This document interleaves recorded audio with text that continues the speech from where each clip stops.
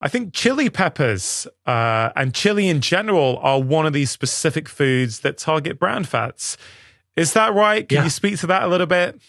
Yeah. Well, listen, I want to show you. So this is a chili pepper.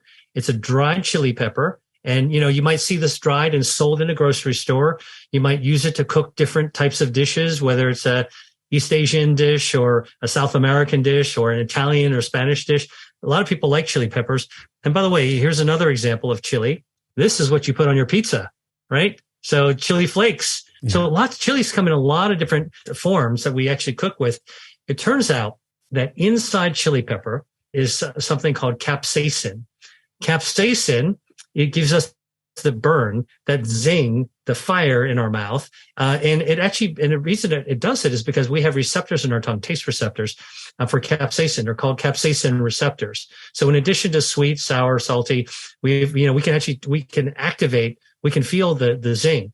The receptor, just for people who are interested, because I know some people who watch your podcast are, really into the details. It's called the TRPV1 receptor, and capsaicins tackle turn on the TRPV1, and then it's on your tongue. You feel the burn, all right? And what happens is that receptor text messages your brain, and your brain releases two different kinds of hormones.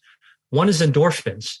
Endorphins make you feel good, which is why some people are in love with eating hot, spicy food. You've heard about that, right? I can't wait till I get some hot, spicy food.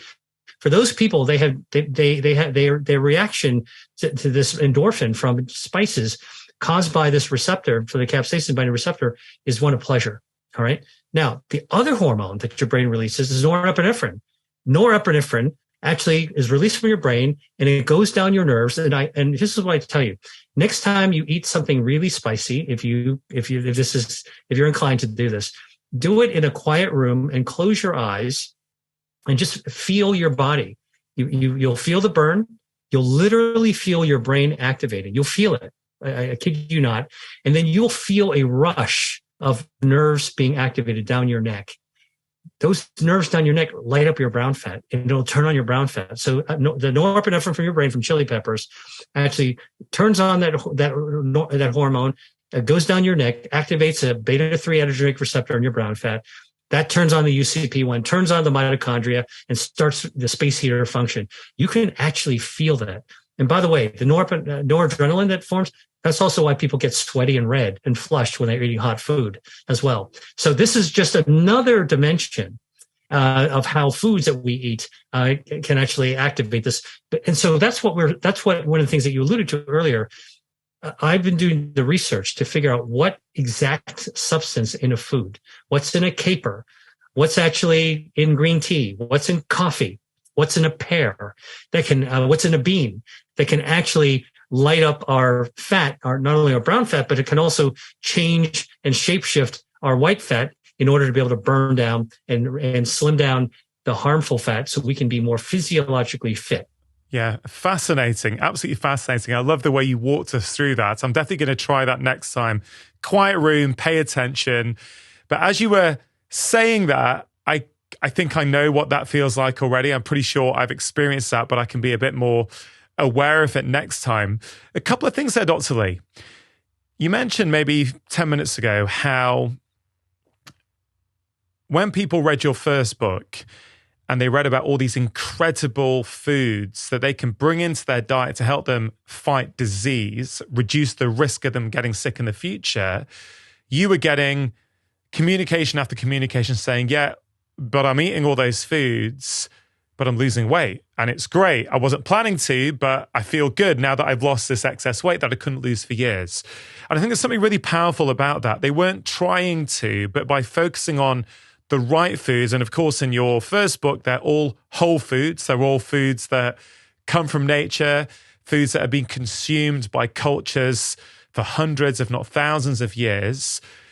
That's fascinating to me. How does that, and what you just said about chilies and how they and other foods can impact brown fat, how does that fit in with the calorie model?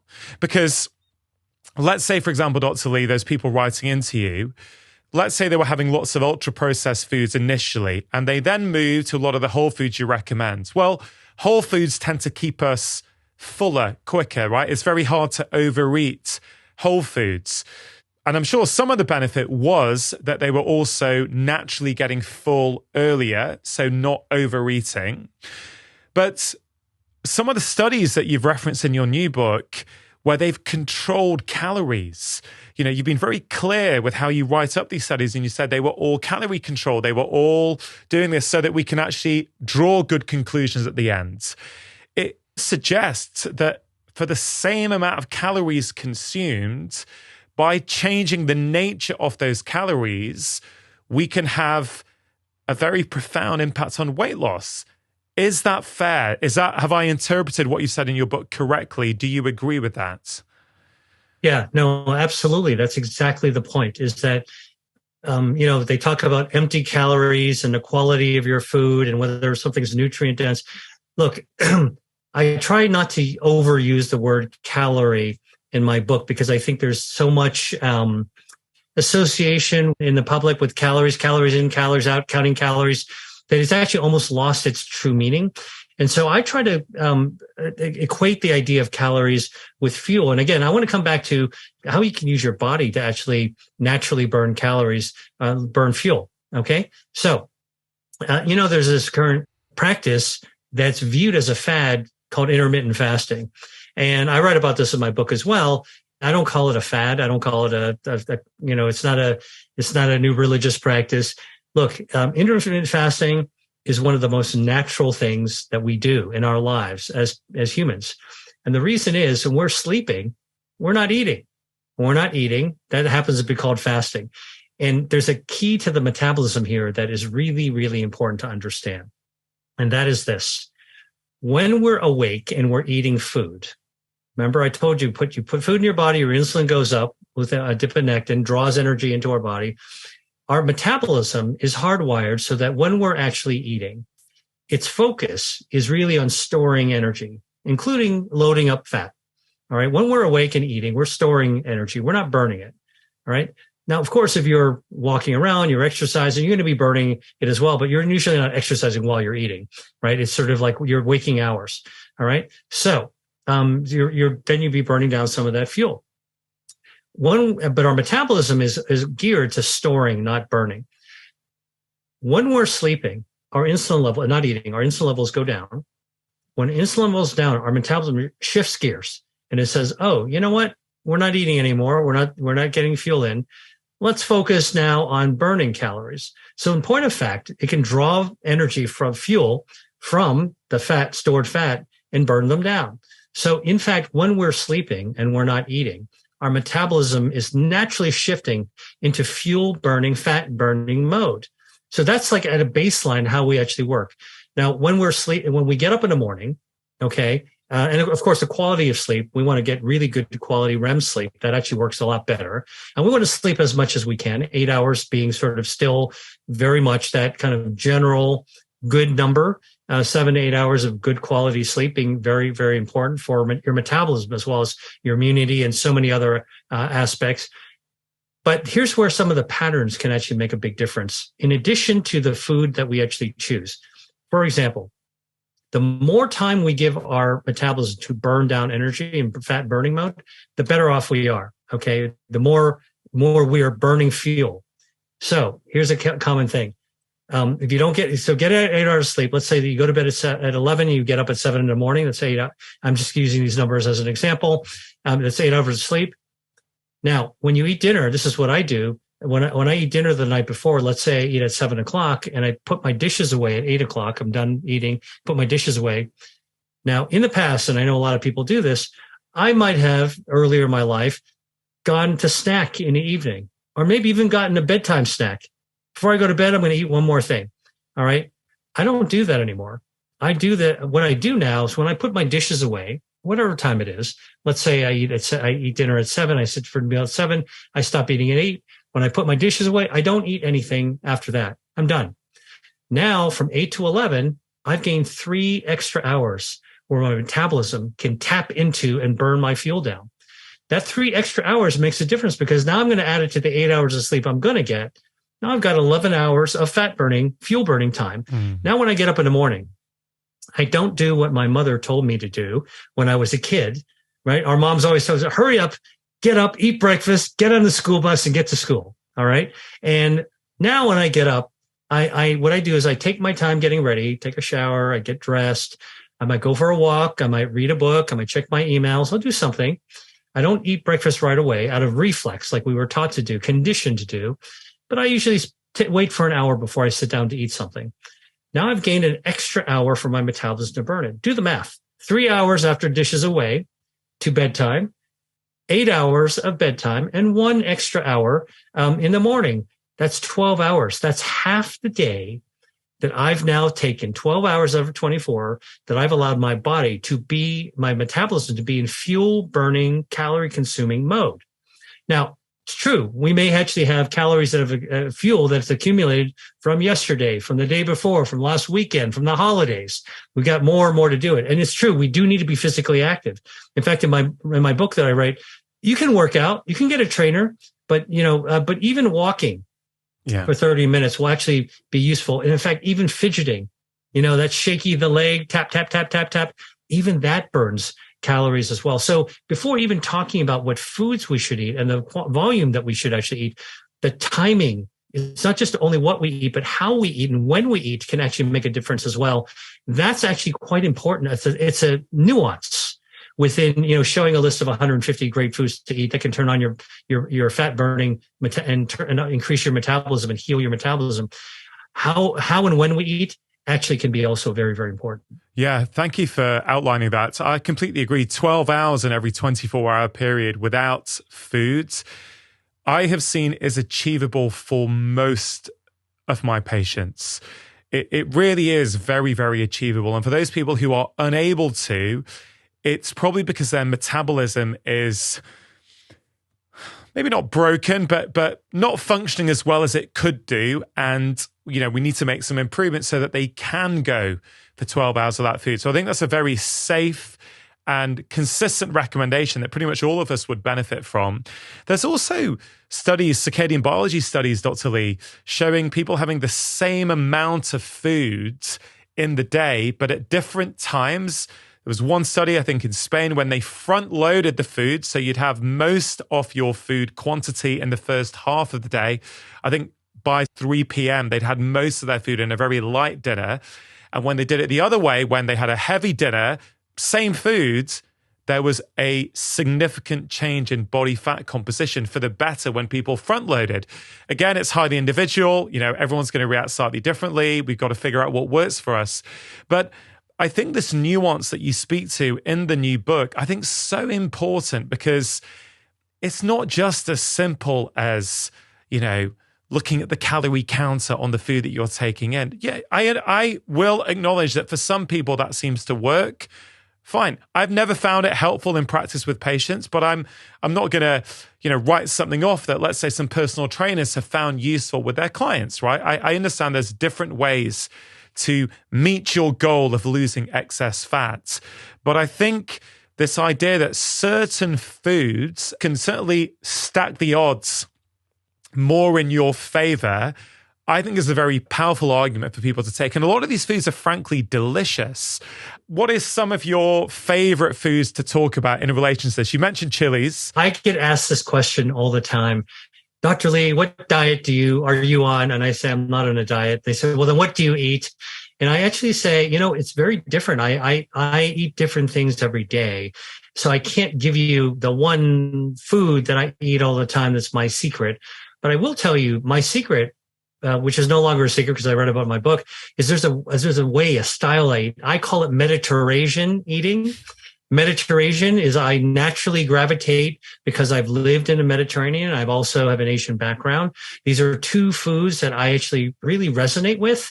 I love the taste. And by the way, they happen to come from two of the healthiest culinary traditions of the world, right? Mediterranean and Asian, at least traditional cultures, have been always very, very healthy and healthy ingredients, healthy combinations. And so to me, there's you can't go wrong by choosing either Mediterranean or Asian genre foods. This isn't necessarily fusion, by the way. It's a spectrum. Yeah. And I even though that's my answer in present day, I will tell you what's really awesome about the idea of Mediterranean foods eating is that it's been done thousands of years ago, because back in the day of the Silk Road, which was the greatest human trading route in history, it connected China, Asia, with Europe and the Mediterranean specifically. People on camelback were trading goods and selling silk and many other goods, but they were sharing their ingredients and sharing their recipes and sharing food together.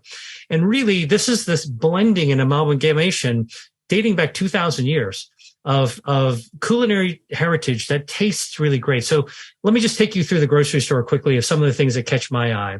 I go into the grocery store in the produce. First thing, I go to the produce section. I love fresh foods. I'll look at tomatoes. Okay. Tomatoes originally from Latin America, but they're now popular not only in the Mediterranean, but also even in Asia.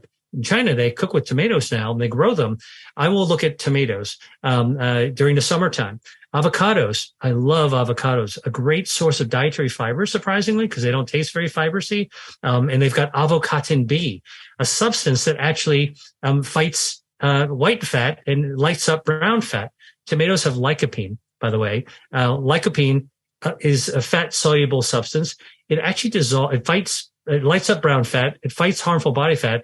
The really cool thing about lycopene in tomatoes, and this has been studied in humans, when you eat lycopene-containing foods like tomatoes or watermelon or guava or papaya, actually the lycopene gets absorbed in our bloodstream. And you know where it goes?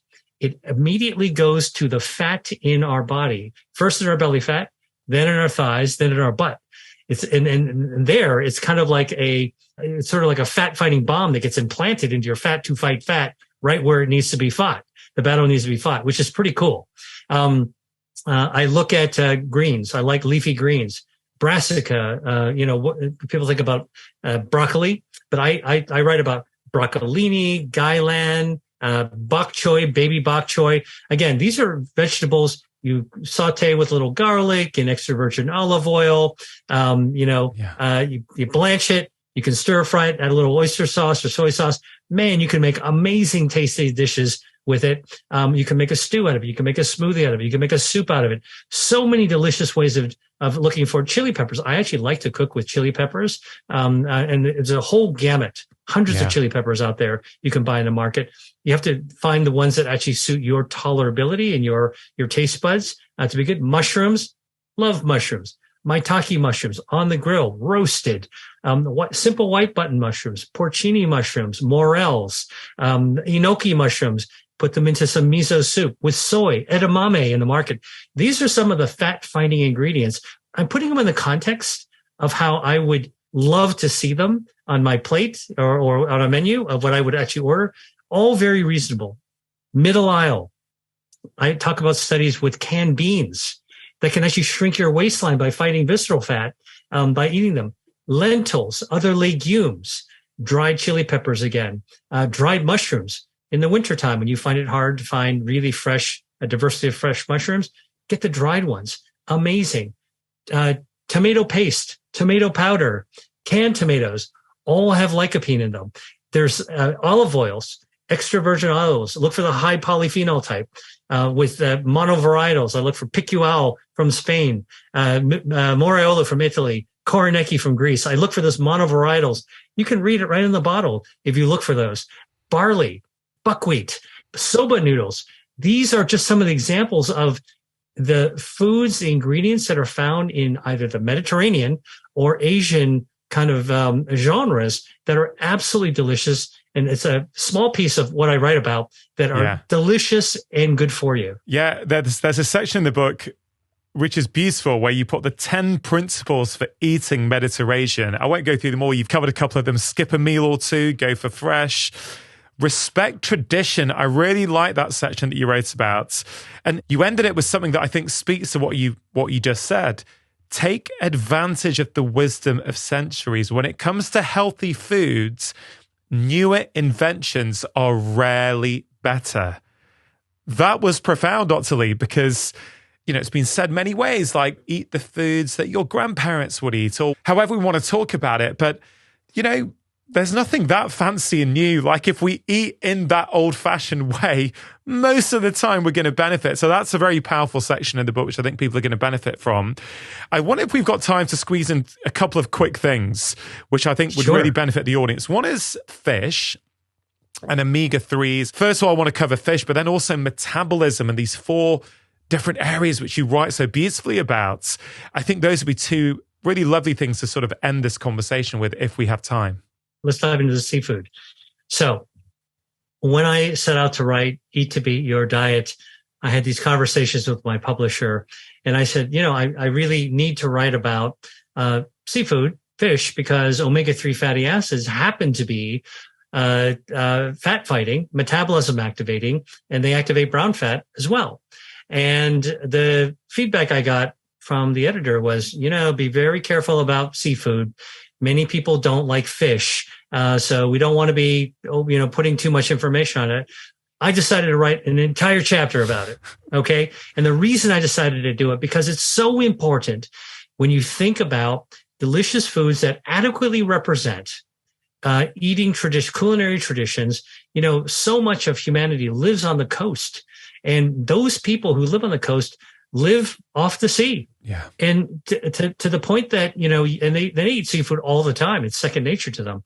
I do think that responsible, sustainable fishing is something that needs to be practiced. So much of the disruption that we have in our ecosystem has to do with mechanization, industrialization, this sort of, overage and excess, without being mindful of the consequences. So let's assume that that you're able to go to a fishmonger or a seafood section in your store and find responsibly sourced seafood. There is amazing. So everybody knows that oily fish are healthy for you, right? And most people go, well, I don't like oily fish. What are those oily fish? Salmon, mackerel, anchovies, sardines, right? They're like, oh, those are pretty fishy fish. I'm not sure I like that.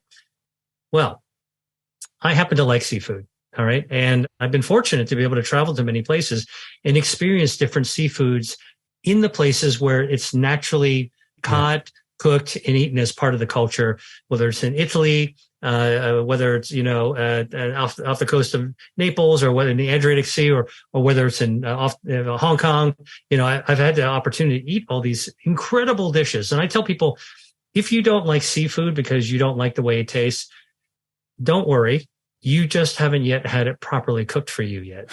When you find that opportunity, you're going to love it, like the millions of other people that love this kind of food. So the study that you're referring to, that I think is amazing, shows us that we don't need to have the oiliest of oily seafoods in order to get health benefit for omega-3. So this is a study in Iceland that did break out into 4 groups. I just want to isolate the most important ones. They wanted to study the fat-burning weight loss possibility of salmon.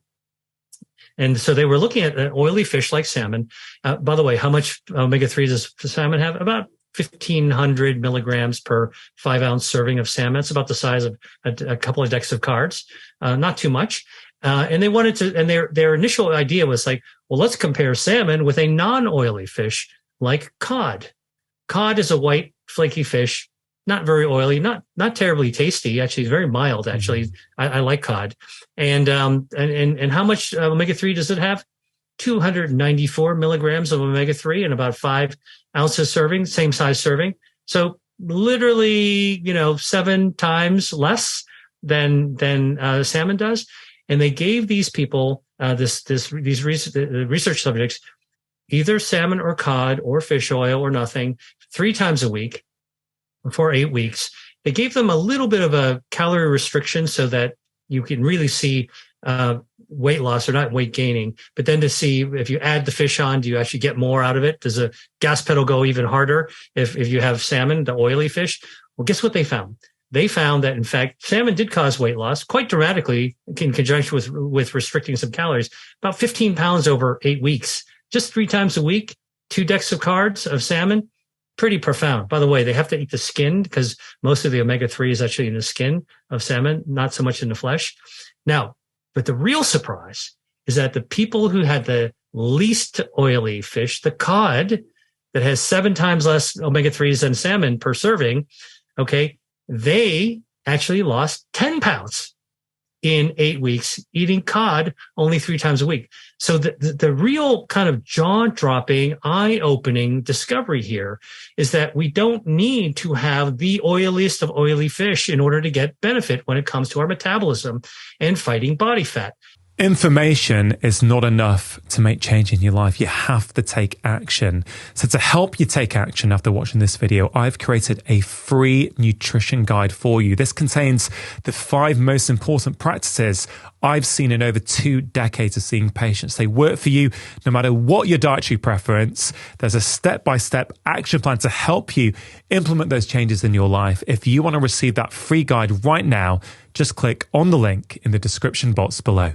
You can lose 10 pounds in 8 weeks by eating cod, which is not that oily. So that opens up the gate, heaven's gate, to looking at other seafoods. Because remember, we used to say, well, you got to go for the oiliest of the oiliest seafoods. Oh, the other ones, never mind. They're not oily enough. Well, if cod's good enough to do it, without enough, if the omega-3 in a cod, 284 milligrams is enough to do it, then we can then figure out how many other seafoods do you need to eat in order to get the same amount as 5 ounces of cod? Well, I'll give you some examples. And I pepper my whole section on seafood. So if you're a seafood lover, please read my chapter. You're going to find out amazing seafoods there that I enjoy, that most people have. I'm quite sure this is the only book with the word diet on the cover that talks about mitten crab and mantis shrimp and razor clams. But it's a deep dive, that chapter. I was reading about types of seafood I wasn't even aware existed. So it's a really, really fascinating read. Obviously, we must just cover for that person who's listening who is choosing to be vegan for whatever reason they're choosing to be vegan. And you just said all the benefits of fish and omega-3s. You do cover this in the book, but could you just explain what you would ask them to do to try and get those health benefits? Sure. Look, omega-3s are originally in seafood. They're in plankton. So it's sort of the plant of the sea. So you can actually get the omega-3 precursor, aminolevulinic acid, actually from certain plants as well. Okay. Or you can actually, which then your body will process and create, to a certain extent, omega-3s, very similar to what you would get in fish if you're a vegan. But honestly, what I tell the people who are vegans who ask me, it's totally fine to get a high quality marine omega-3 supplement. You can actually have the supplements as well if you're not getting enough from your diet. It's so important to eat this because it actually improves your immunity. It has effects on your telomeres for longevity and good quality of life. I think that it's not a big deal if you are not eating seafood, but just find other sources to eat it as well. So, but just to really complete an arc here that I think people will be interested. If cod is good for you, can help you fight body fat because of the omega-3, the amount of omega-3s you get, it's similar to cod.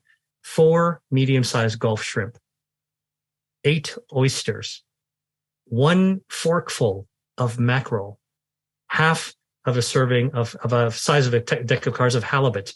This is an example, like if you want to find out what the dose of seafood you need to get exactly what they found in this research study, it's packed with it. Yeah. I'm quite certain this is the only book that's ever done this because I looked for other examples and then I had to put together a research team to crunch out all these calculations. But the point being that I think that most people who go into the grocery store, it may not be a reflex to stop at the seafood counter unless you already normally eat seafood. But I'd encourage you to really look for, it's a little bit of adventure in a grocery store to look for all these metabolism useful foods. So if you're of the mind and you eat seafood and you're open to it, please do stop by the seafood counter and compare the notes and see if there's something that might catch your fancy. Yeah, brilliant. You cover metabolism in a deep way in the book, which people can read about. Just to finish off this conversation, one of the key reasons I wanted to bring this up is you outline some research which has shown that there are these 4 very stable stages of metabolism in our lives as humans. And it really fights against this idea that many of us have that, in our 30s, when we get into our 40s, of course, our metabolism starts to slow down and we start to put on weight. That evidence is absolutely suggesting that is not the case. Also, the caveat there is I know women, when they become perimenopausal and menopausal, there can be a consequence sometimes on people's weight. So I am aware of that, just bringing that into the conversation. But just to finish off, Dr. Lee, how would you explain that top line view of metabolism and why so many of us think we're going to put on weight as we get older? Yeah, this was the most jaw-dropping thing that I researched when I was writing this book. First of all, a few commonly held thinking ideas about metabolism. We're either born with a slow or a fast metabolism. My sister was born with a fast metabolism, so she's skinny as a stick and can eat anything. Me, I was born with a slower metabolism. I've struggled with food my whole life. How common do we actually hear that kind of sentiment? The other thing that we believe is that, when kids are teenagers, they're eating 2 or 3 meals, they're bouncing off the walls, their metabolism must be going off the charts. And then, of course, as you just alluded to, that when we reach our middle age, we're naturally going to expand our middle because our metabolism naturally slows down. It turns out all of those ideas are false. They're incorrect, scientifically incorrect, because and the discoveries, by the way, to show they're incorrect, have been made just within the last 2 years. To me, this is the cool part about science, is that we're still beginning to discover more about our own human nature. So 2 years ago, published in the journal Science, which is one of the most credible, scientific, rigorous journals that focuses on discovery, a study was published by a researcher with the lead author of Herman Ponzer, who worked with 90 researchers. They did the most ambitious study of human metabolism ever undertaken in history. They looked at 6,000 people coming from 20 countries, young and old, men and women, different racial backgrounds, different dietary backgrounds. And they studied the metabolism in all exactly the same way, which is one of the distinguishing features. They gave them all a drink of water, in which the water, which is H2O, hydrogen and oxygen, they tweaked the chemical hydrogen, they tweaked the chemical oxygen so they can measure it. So when the subjects drank the water, their metabolism worked on the atoms, and they can measure their metabolism in the breath or in the blood or in the urine. And the other remarkable thing is they studied humans that were 2 days old, newborns, and they studied people who are 90 plus years old at sort of the tail end of life. So this is the 6,000 people in the entire human spectrum. When they actually looked at the results of metabolism, the first results that came out, the raw data, showed that metabolism, everyone is all over the map, just like you'd expect, right? But then we now live in this era of supercomputing and really being able to really crunch data. What they did is, for every person's body size, they were able to remove from the data the impact of extra body fat, excess body fat. They were able to subtract from the result. And when they removed the effect of excess body fat from all of these individuals, all 6,000 individuals, it was like pulling the cloak off the statue of David for the first time. They saw that humans all go through only 4 phases of metabolism from birth to the end of life. Well, the first thing is that everyone's born with the exact same metabolism. And from age 0 to first year of life, our metabolism is skyrocketing to 50% higher than what your metabolism is going to be when you're an adult. That's first phase. Second phase, from age 1 to age 20, metabolism goes down, down, down, down, down to adult levels. This is right through adolescence, right through, people's super energy, the teenagers' high energy mode. Metabolism's going down. The real mic drop here is that from age 20 to age 60, human metabolism from 20 to 30 to 40 to 50 to 60 is rock solid. It's stable. It does not decrease. Human metabolism is hardwired. The metabolism is hardwired to be completely stable through the mainstay of our adult lives. And I do know people gain weight. I'm going to come back to explain why. And then the last phase, that's the third phase. The last phase is phase 4. From 60 to 90, your metabolism slowly sags a little bit to about only 17%. By the time you're 90, what was when you're 60. All right. By the way, that middle part, phase 3, means that 60 can be the new 20 if you follow your natural metabolism. So why do people actually gain weight? Why do some people have more trouble gaining weight than others? Because during those periods of time, from 20 to 30s to 40s to 50s to 60s, life happens to us. And so think about it. Our metabolism is hardwired. Mm-hmm. It's like the operating system in your laptop. It's going to do what it's going to do.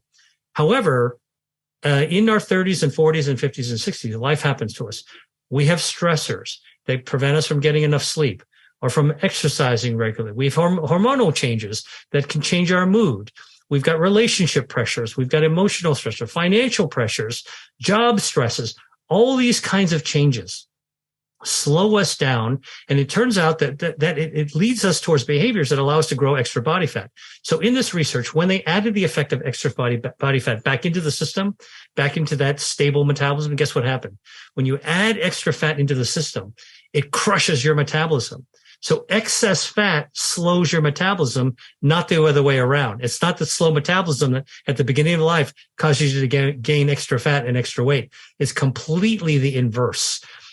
Why is that surprising? And why is that good? Well, I'll tell you why it's good news. It's surprising because people don't think about it. It's good news because it means that we now have the power to be able to affect some change, to fight that extra body fat in our middle years. We can now have the awareness that our operating system, our hardwiring, is intended to actually be rock stable. So if we fight our extra body fat, that visceral fat, and if we actually stay active, okay, and if we lower our stress and do all these things that actually help our fat be its normal, healthy self, okay, then it'll actually allow our metabolism, our suppressed metabolism, to rise back to the surface to where it wants to be.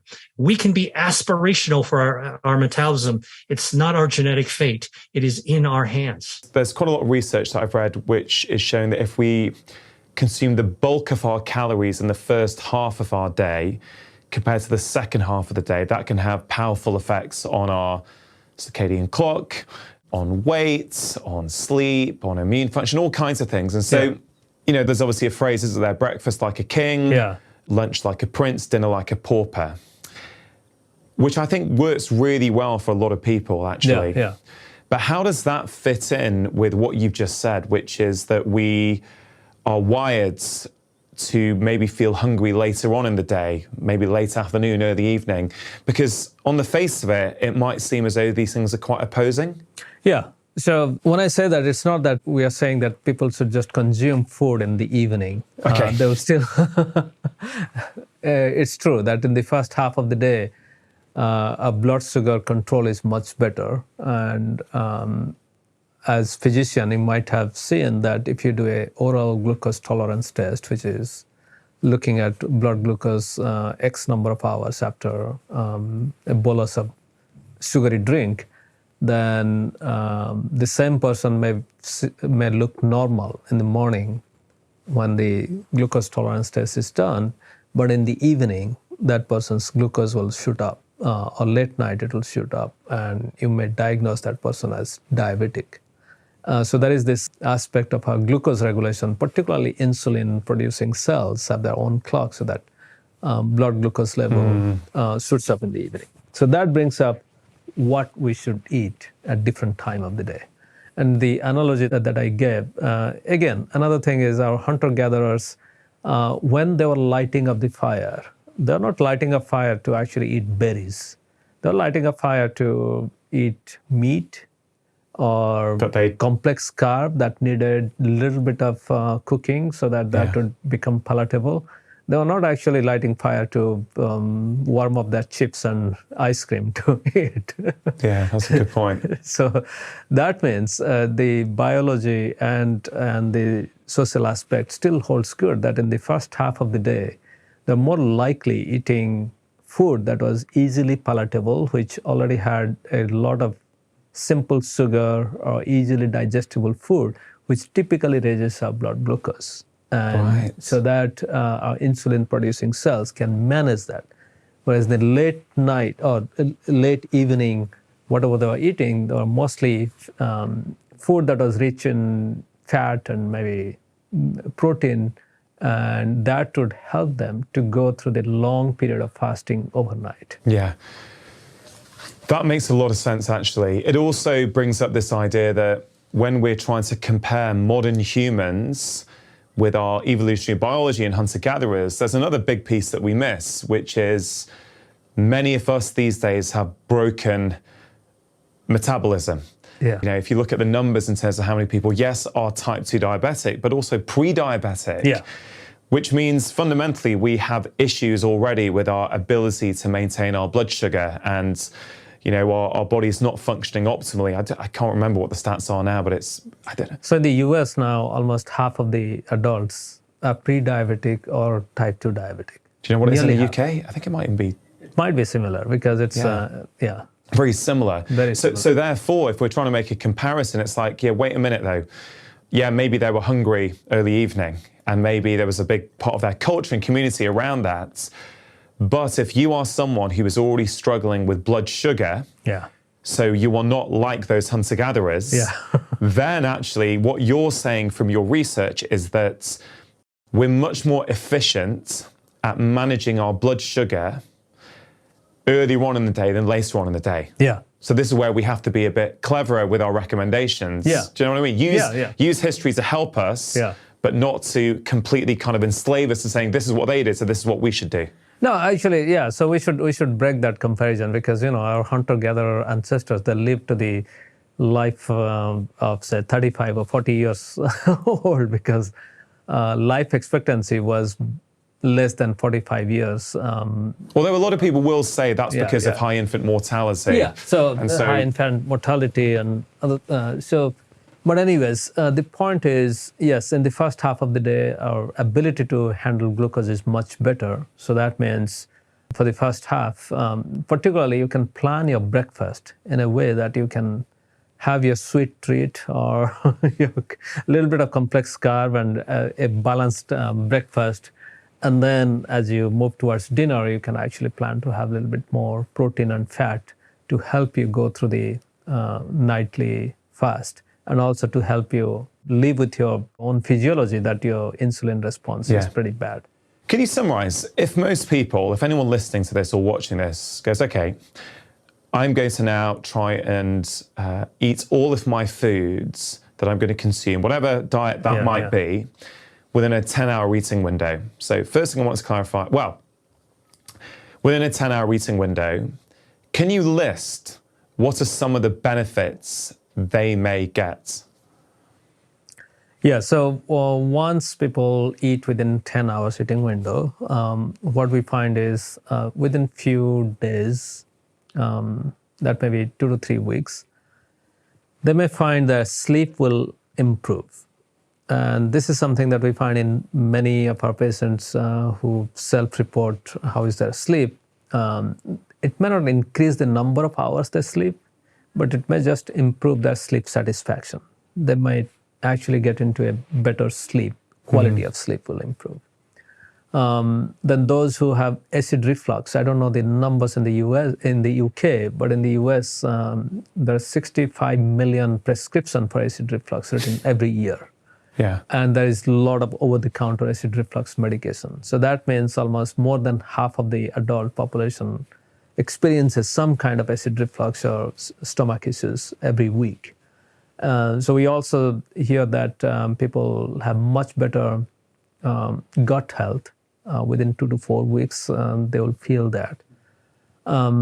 So sleeping better and then having better gut health will also improve the sense of energy in the morning and throughout the day. So we think that these 3 benefits are the positive feedback loop that helps people to sustain with 8 hours or 10 hours eating window. Then those who have pre-diabetes or type 2 diabetes with minimal medication, for example, metformin, they may also find that blood sugar control will improve, particularly the night time or the time period in which they are fasting. At least in that period, 14 hours or 16 hours, the blood sugar will remain much better under control.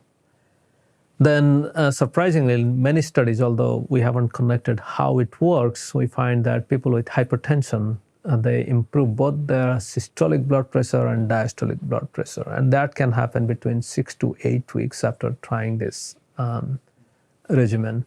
So the flip side is if people are already on hypertensive drugs, then after 4 to 6 weeks, they should actually check their blood pressure to make sure that they should do some dosage adjustment. I think we should pause there because I think this is an important point.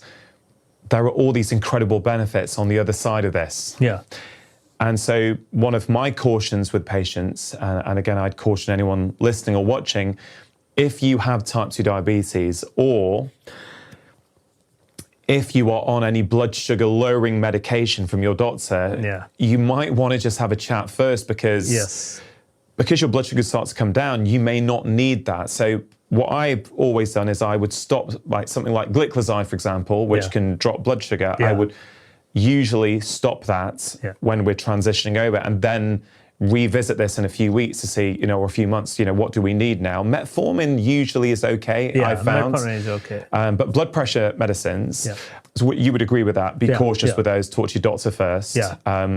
So if you have some health issues, there are benefits, right? But what about that person listening who goes, well, actually, I kind of feel okay. Like, I haven't got pre-diabetes, I haven't got much of a weight issue. What are the benefits for me, Dr. Panda, of eating all my food within a 10-hour eating window? I think everybody would agree that they need a little bit more energy. Yeah. And they may not have other health issues, but almost many of us, we have a little joint problem, we feel a little pain, and overall, other things that we are finding biochemically, and with all this gene expression analysis, what we're finding is the kidney function improves, our muscle repair also improves. There are now new studies showing that circadian clock is involved in repairing tendons and ligaments. So injuries. Injuries, particularly recovery from injuries. And if we think about it, actually every day we injure some of our joints, ligaments, and muscles. We are on a continuous rejuvenation process. And that's why I say that just like our brain, when it sleeps, it resets, rejuvenates, and repairs itself. Almost every tissue in our system repairs itself. And whether you're an athlete or elite athlete or just recreational athlete, it also helps to recover from injuries. What about athletic performance? Do we have anything on that? Yeah, so athletic performance, at least our mice are more athletic. So mice become more athletic? Yeah. So when you restrict the mice's eating window, they become more athletic? Yeah. So in mice, it's very profound. So in the 10 years ago, when we published this paper, one question was, well, since these mice are eating within 8 to 9 hours, are they actually, is their muscle weak so that they cannot perform well? So we had to put these mice on treadmill to measure how long they can be on treadmill before they become exhausted and cannot run anymore. So normal mouse in the treadmill condition, the inclination and resistance that we applied, normal mouse would run around 60 minutes on treadmill, and then if the mouse is eating unhealthy diet, that would run around 45 minutes. And these mice that ate within 8 hours, surprisingly, they could stay on the treadmill for 120 minutes, so twice longer than regular mice that were eating normal healthy diet, but whenever they wanted. So that was really eye-opening for us to see their exercise performance improve that much. So coming back to humans, although elite athletes and people who are training pretty well, they have already optimized their lifestyle. But what we find is even among them, they do see some improvement in their athletic performance, whether it's strength training or endurance training. And this is very important because if you're competitive, then a fraction of a second actually makes the difference. So this is something that if we combine your optimum nutrition, optimum sleep with optimum nutrition timing, that can actually help. Yeah. And for many bodybuilders, they're asked to eat in every 2 to 3 hours. And I have heard that a lot of them actually set an alarm to wake up in the middle of the night and eat. And some of them, when they start doing this time-restricted eating or intermittent fasting with optimum nutrition, first thing they report is the acid reflux. They thought that acid reflux is so common that it must be normal, but it's not. So that acid reflux goes away, and they actually feel more energetic because there are many bodybuilders who don't feel that full of energy throughout the day. Yeah, I mean, I find this whole area fascinating because I believe that live in harmony with your circadian biology as much as you can. Yeah. And frankly, there's very few areas in your life that won't improve as a consequence, whether we talk about health or beyond health. I really passionately have seen that with patients. I've experienced it myself to the point where, it's interesting. We'll be back to the conversation in just a moment. Now, many of us struggle to find time to eat all of these incredible whole foods. That's why I'm a big fan of good quality whole food supplements like this one that's been in my own life for over 3 years now. It contains over 75 whole food source ingredients, vitamins, minerals, pre and probiotics, and can help us support our energy, focus, digestion, and our immune system. AG1 are giving my audience a fantastic offer, 1 year supply of vitamin D and 5 free travel packs with your first order. You can see all details at drinkag1.com/livemore or just click on the link below. And now, back to the conversation. I rarely come to London anymore to do podcasts, right? But for whatever reason, I'm here this week and I've got, a busy day. And I know I'm aiming to get a train home tonight from Euston Station at around 7 p.m, which kind of means I probably won't walk into my house till 9:30. Yeah.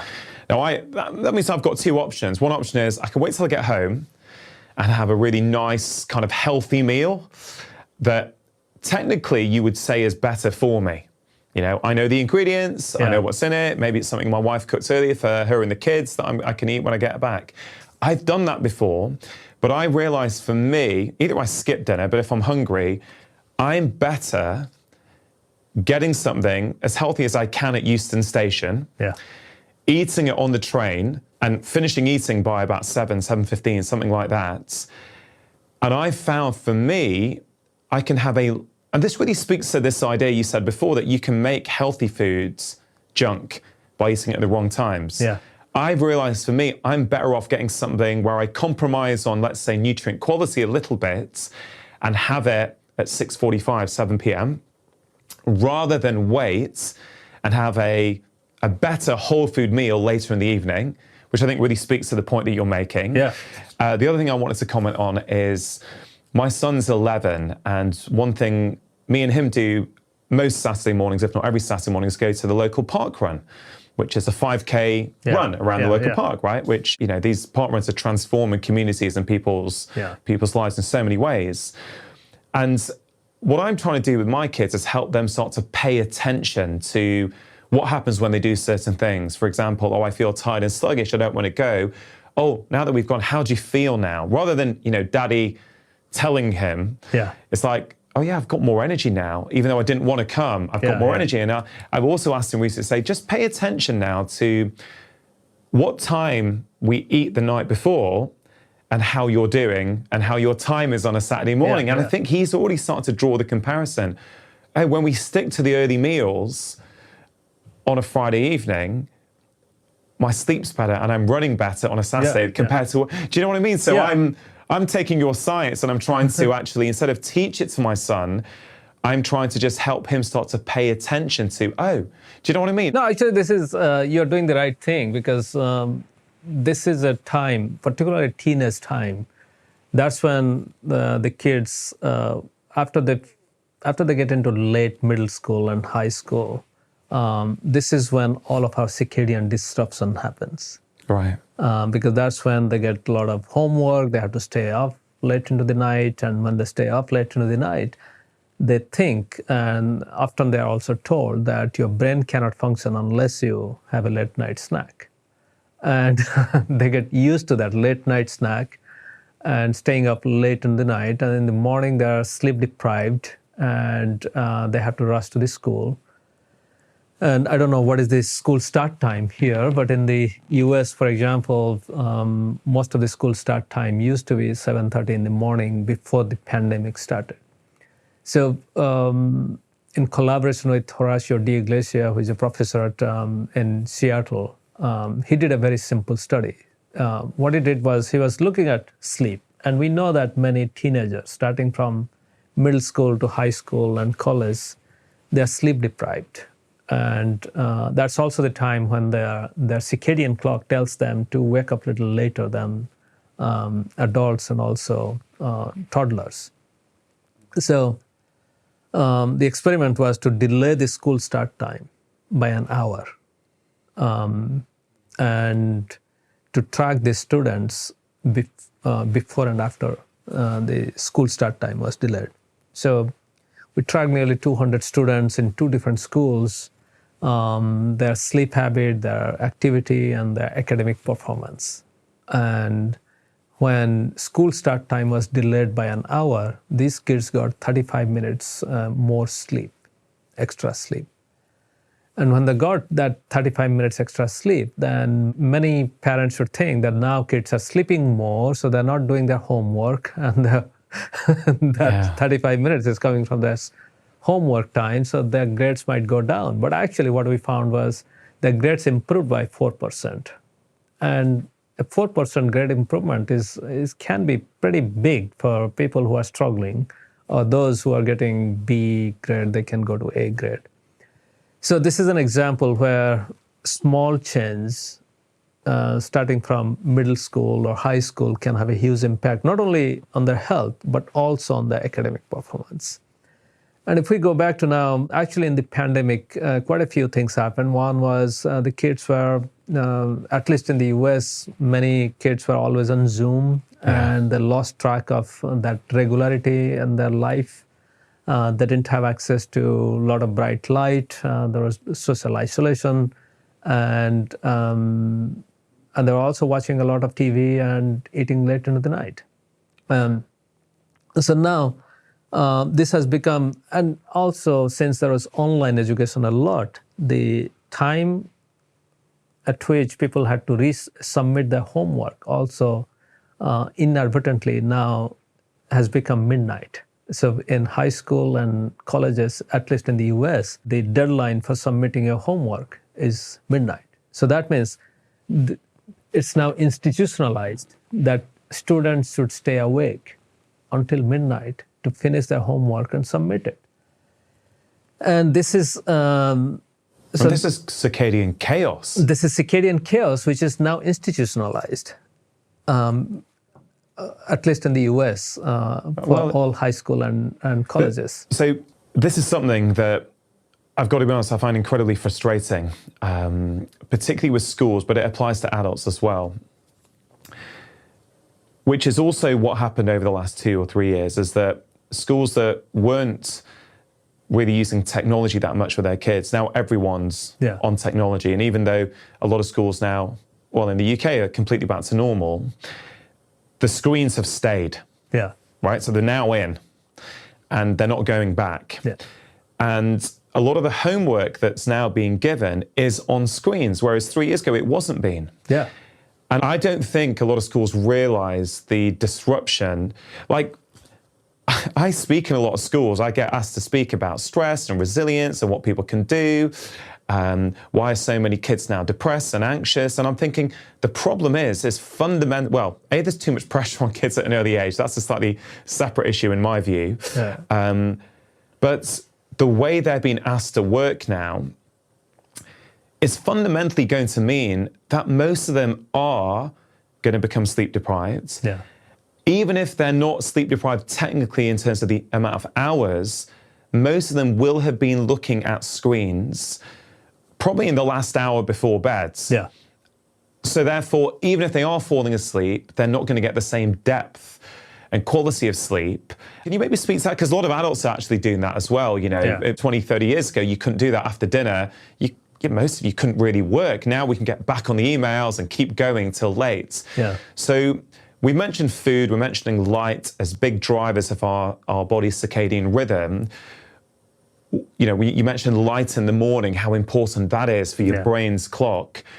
What's going on with light in the evening, and what can we do to kind of mitigate that, both for children but also adults? So light is extremely important when it comes to brain clock. And in the morning, you got to resynchronize a brain clock to day-night cycle, and it reduces depression, brings alertness.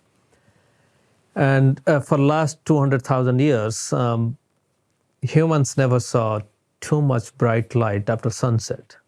The light, the firelight or the candlelight is very dim, and it also doesn't have too much blue light. Yeah. So we are designed to see only dim light or orange color light in the evening. And even if you go back to the history of light in the UK in 1850, between 1850 and 1900, the cost for lighting up an average size UK home for 2 to 3 hours every evening was substantially high. It used to consume almost a week's worth of income. Wow. So people actually didn't, light was expensive. So only in the last 50 years or so, the cost of lighting, I'm not talking about your entire gas bill and all these bills, just lighting is less than 1% and actually less than 0.5% of an average household's income. Wow. So we have plenty of light. And in fact, now we all want bright light. So light pollution in our house has become a big deal. Second is the screen time. We are essentially looking at rectangular pieces of glowing objects until from the time we wake up until we go to fall asleep. Yeah. And what a time to be alive, eh? And of course, there are many benefits. I'm just having a joke. Yeah. And we are also talking now. We are thinking about metaverse, where the light will be actually attached to our head. Looking at rectangular pieces is not enough. We have to actually attach it. So this is kind of the silent epidemic that has begun. And I think from circadian point of view, we are at the same point as what used to be what I call the lead and asbestos moment.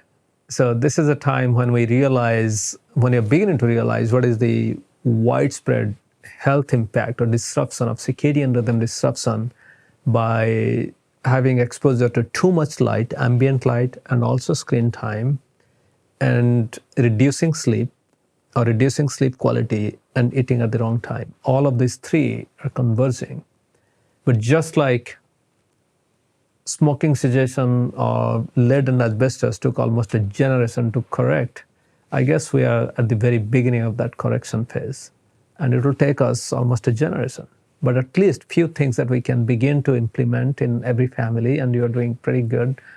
Awesome, setting an example for your kids is to come up with simple rules that 2 to 3 hours before bedtime, there should not be any bright light exposure. So at home, for example, now is a good time to put almost all your lights in dimmer so that you can dim the light, not switch it on or off. And then use indirect light. So that means light that doesn't illuminate your face, but actually the workspace. Table lamps, for example, in the old days. So those kind of lights. And also for all of your devices, make sure that all your devices are set to the minimum brightness. Because if that is your default setting, then during daytime, of course, most of the devices will crank up their brightness to compensate for the ambient light. But at nighttime, at least they will go back to the minimum brightness. So you mean so go into your computer or your phone and change the settings so that it automatically starts low? Yeah. Or are there settings you're talking about where it changes it according to the ambient light? Yeah, so most of the devices now will change according to ambient light. But they will always come back to, in the dark, they will come back to your default setting. So make your default setting really low. Really low. Yeah. And then almost all rectangular pieces of glowing objects also have night shift feature. And this is really gratifying for me personally, because 20 years ago, in 2002, December, actually, we published this paper showing, demonstrating that this blue light receptor called melanopsin is important for resetting our clock and also important for sleep regulation, alertness, and depression, all that stuff. And seeing that being translated to billions of devices is very gratifying. But so now you can go back to all your devices and set the night shift or night light, whatever feature it is, So that means it will actually change the color composition of your screen from white balance to a little bit orange in color. So even if you are working at night on your computer, Yeah. your job requires you to, even if your kids have to do homework at that time, their school requires them to, you're saying that by doing this, we can mitigate the effect that that's going to have on our sleep quality and our sort of circadian rhythm. Yeah, so at least, just like for waking up, we have an alarm clock. For going to bed, these are the nudges that will come in automatically, that our screen will become a little darker and change its color. So at least for me personally, I feel like, okay, so it's time to wind down and prepare for bed. Well, and for kids, it must be really gratifying for you, because I guess one of the reasons, from having spoken to you before, to become a scientist was to really help create change in the world. And how phenomenal that you've been involved with research 20 years ago with the discovery that you and other labs made about melanopsin. Yeah. And now you're seeing this widespread adoption into devices. It must be incredible to see work in the lab now being translated to real life, which is incredible. I want to really acknowledge you for that, because it's no small feat to be able to do that, and that has a massive impact on people's lives. On that, you previously said, I know there's science on this, that blind people, even though they're not, blind people can still detect when there is bright outside lights. Yeah. What's going on there? That was the mystery for a very long time, that majority of blind people, they cannot read the newspaper, they cannot find their ways, but they can actually sense when they're next to a window or when they're outdoor or indoor, so they can sense that brightness of light.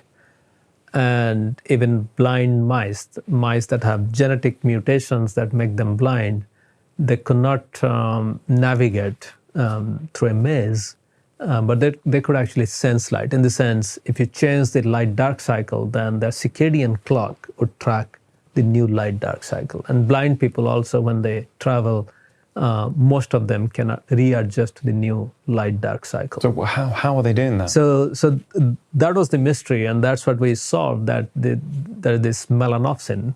And the reason why it is called melanopsin is this is an opsin. These are light-sensing proteins typically called opsins. And this opsin was initially found in the melanosome, or the pigment-producing cells in the frog's skin. So this was discovered in 1998 or around that time. So this is a clear example that basic research into how a frog adapts its skin darkness in response to daylight or sunlight led to the discovery of this melanopsin present in frog. And then when the human genome was sequenced, then we also found the same gene to be present in humans. And subsequently, other groups, other scientists actually showed that this particular melanopsin gene is turned on in very few cells in the retina. And these cells actually survive the genetic blindness that affect a lot of blind people and blind mice. So that set the stage for us.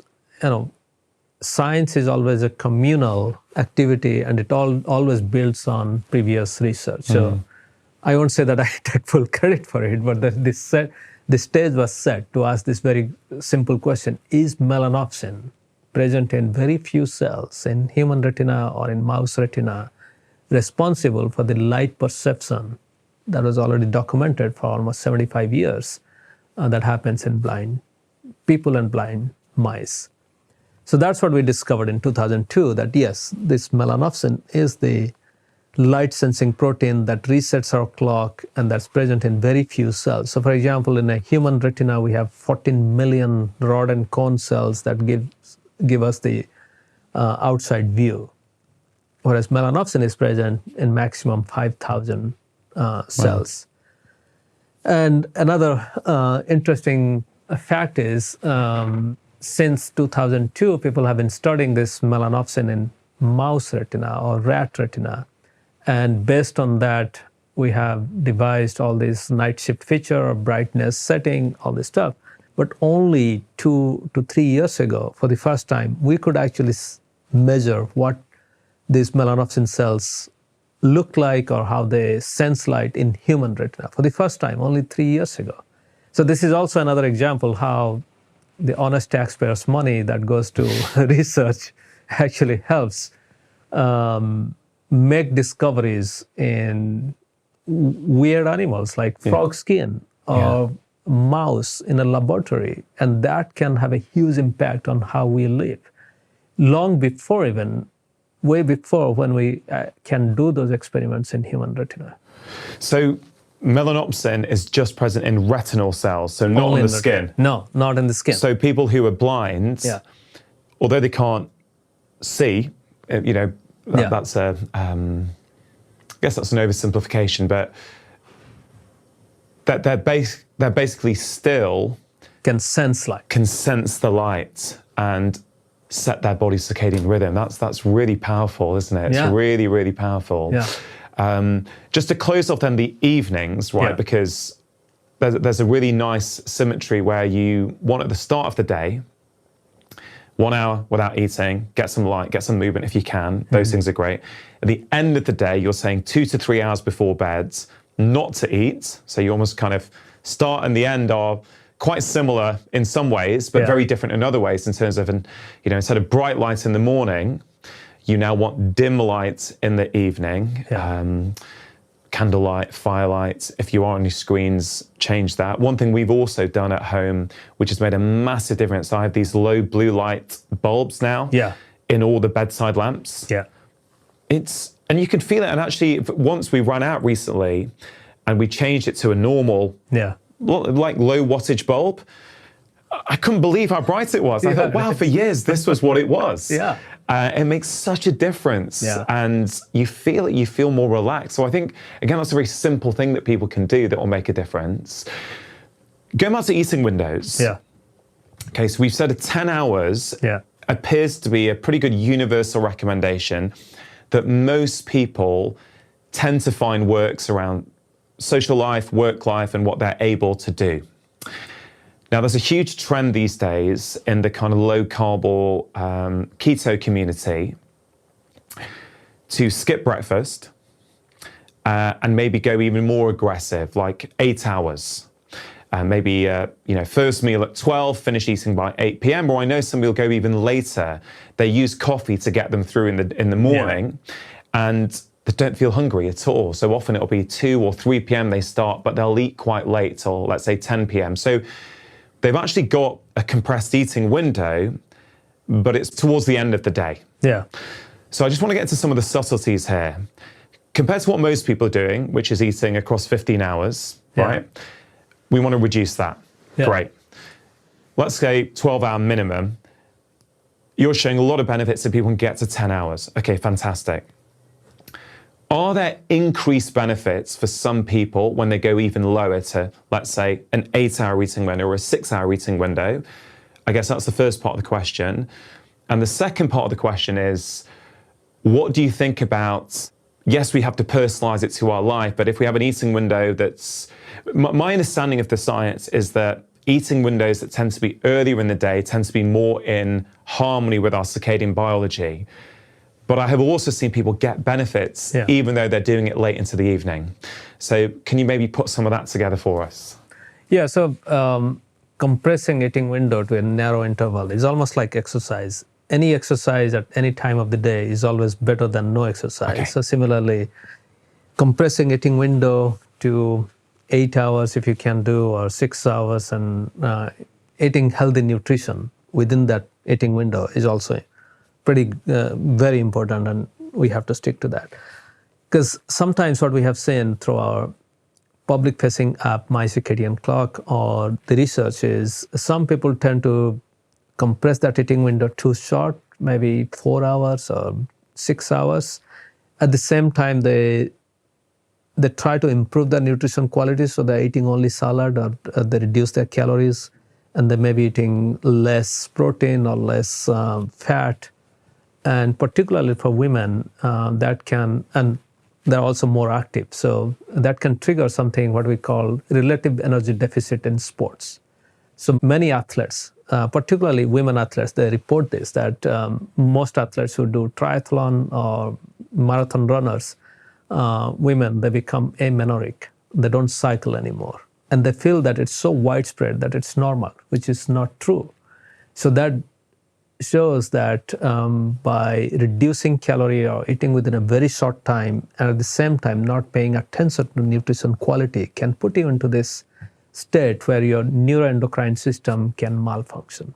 But if you're doing well with nutrition quality, then we haven't seen any study that compare this very short eating window with longer eating window. So what we have seen is, for people who are obese, diabetic, or pre-diabetic, overweight, if you put them on 6 hours or 4 hours eating window, then they have a lot of adverse event. So for example, they can feel dizzy, they can feel extremely low energy, and sometimes even nausea, those kind of stuff can happen. But those who are adapting to it, they have to pay attention to nutrition quality. We cannot look at longevity or overall health comprehensively in humans, but there was a study that just got published a couple of weeks ago in Science magazine. It's not even in full print, it's only in online. And I think that relates to this question. So this is a very simple calorie restriction study in mice. We know that when you reduce calorie in mice by 20 to 40%, then these mice typically live longer than those who eat normal food and within reasonable nutrition quality. But the question, but there was a caveat to all the calorie restriction studies done in mice that is not clearly mentioned in many of the studies. That is, in calorie restriction studies, usually the mice that are put on calorie restriction, they're given 20 to 40% less calorie, but only one meal. And mice usually finish that meal within 3 to 4 hours. And in many cases, they can finish it within 2 hours. So that means they're eating within 2 hours to 2 to 4 hours and fasting for 20 to 22 hours. Wow. Every single day. Whereas the ad libitum, the control group, has access to healthy nutrition throughout 24 hours. So now the question was whether the life extension effect of caloric restriction is due to calorie restriction or due to long fasting. Or how do we disentangle these two? So this is a study that's very well thought out and well planned. It also needed some technological advances where food can be delivered to mice at any specific time and in specific quantity. So they had the control group that had access to food anytime.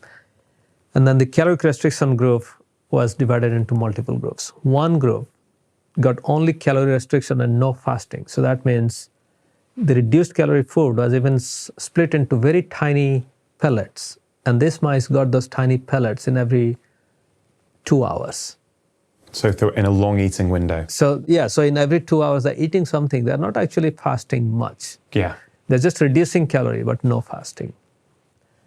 So compared to the control, this group increased their lifespan by 10%, which is pretty good. I mean, 10% lifespan extension in mice is very good. So now, the same calorie restricted diet was given within 12 hours. And when it was given within 12 hours, so that means same number of meals, but compressed into 12 hours. So in every 60 minutes or so, these mice were getting a little bit of food, but they were going through 12 hours of fasting. And all these mice that ate within 12 hours, they got another 10% lifespan extension. On top of the other 10%? On the top of 10%. So now they're living 20% longer by combining caloric restriction and some time restriction. Yeah. So now, even they went one step further. They made that 12 hours fasting during daytime when mice are supposed to fast because mice are nocturnal, or nighttime. So that means these mice were eating during daytime when they're not supposed to eat, and they're fasting during night. So the mice that fasted during nighttime, so that is eating at the wrong time, calorie restriction. So those are the ones that extended lifespan by 20%. But the mice that ate at nighttime and fasted during the daytime, they actually lived 35% longer. Wow. Okay, so now they went one step further. They said, okay, so what if we give all the food within 2 hours versus 12 hours? To make sure you're taking action after watching this video, I've created a free guide to help you build healthy habits. We can all make short-term change, but can those changes become a fundamental part of our life? Often they don't. And that's why in this free guide, I share with you the 6 crucial steps you need to take. They're really, really effective. If you want to get hold of that free guide right now, all you have to do is click the link in the description box below. And the increase in lifespan was negligible. It was less than 1%. Right. Okay, so whether it was 35% versus 36% or 25% versus 26%. So the bottom line is, at least in mice, reducing the eating interval to 2 hours or 3 hours did not give too much benefit in terms of lifespan. And they went to see the cause of death, because at the end, anyways, the mice were dying. The cause of death was not different among any of these groups. They all died of the same causes, which was mostly different types of cancer in this particular set of mice. So at least the mouse experiment has given us one answer, that whether we are reducing calorie or eating whatever you're eating, any duration of fasting is better than no fasting. But if you want to optimize, then it's better to eat within your active period. For humans, it will be finishing your dinner by 6 or 7 p.m., and that will give you the best benefit. But at the same time, we have to keep in mind that in the pursuit of perfection, we should not forget that what is practical and what suits your life, you should try to do that. What if you would explain how you view inflammation in the context of our physical and mental health? But then also really split it up into body inflammation and brain inflammation and how those two things sort of link together.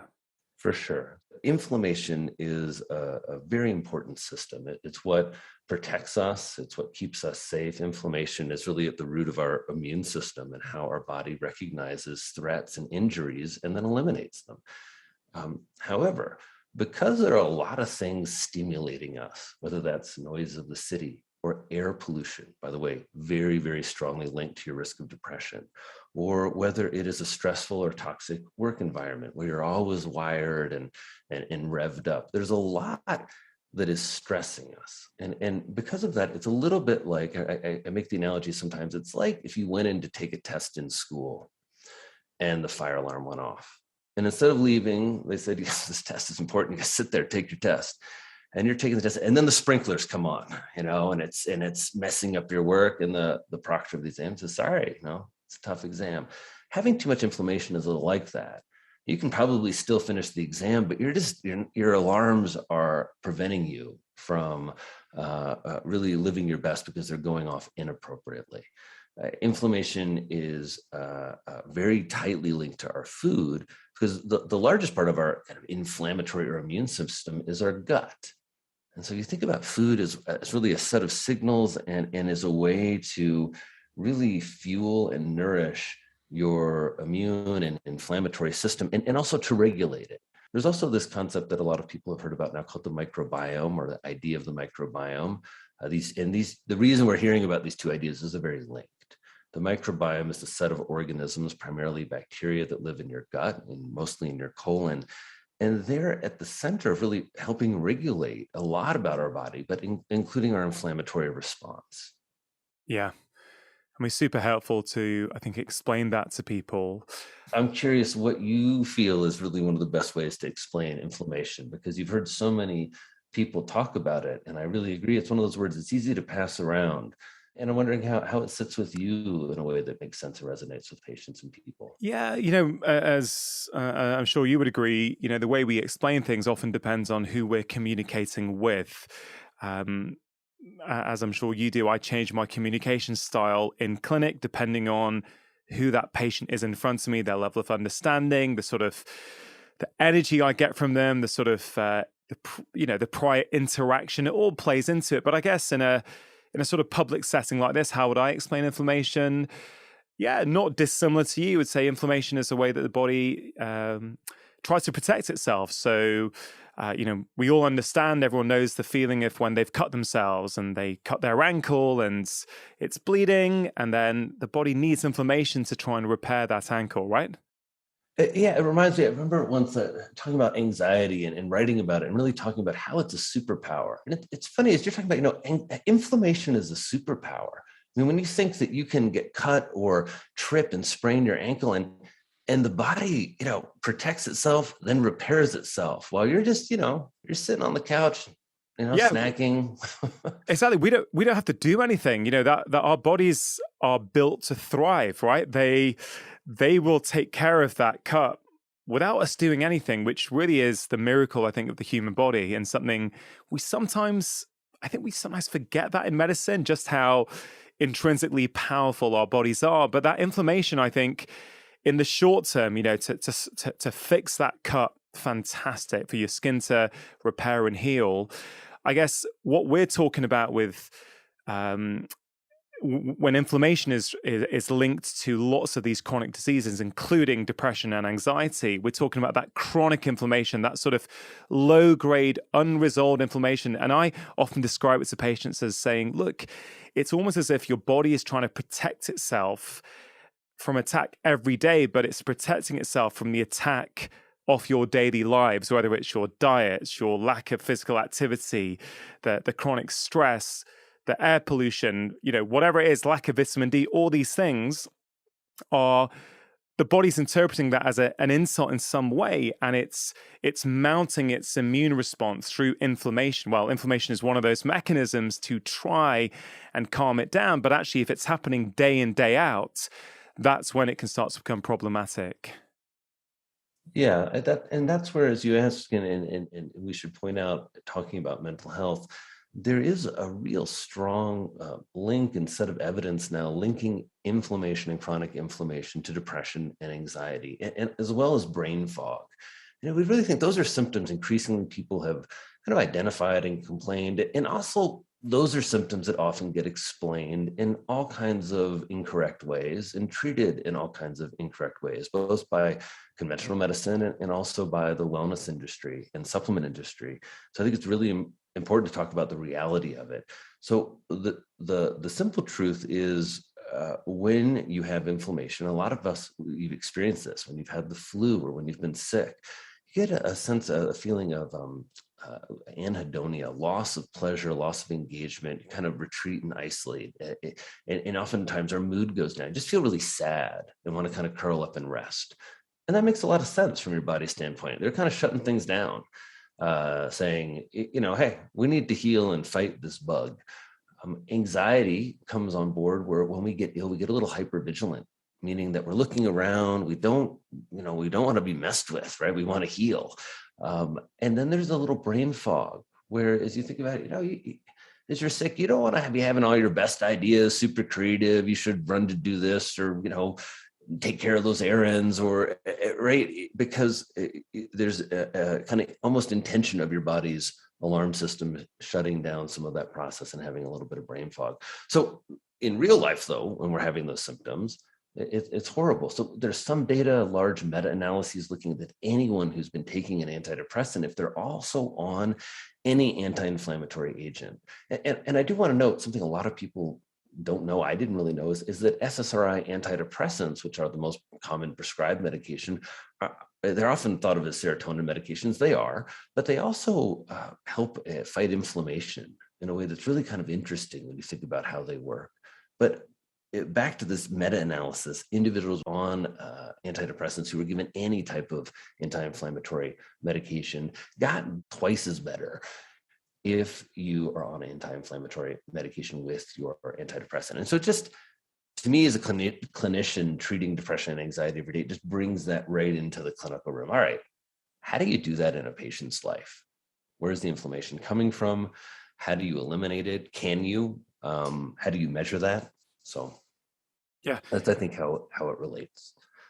What I think is really interesting for many of us is this idea that what we do to our bodies can affect our brains.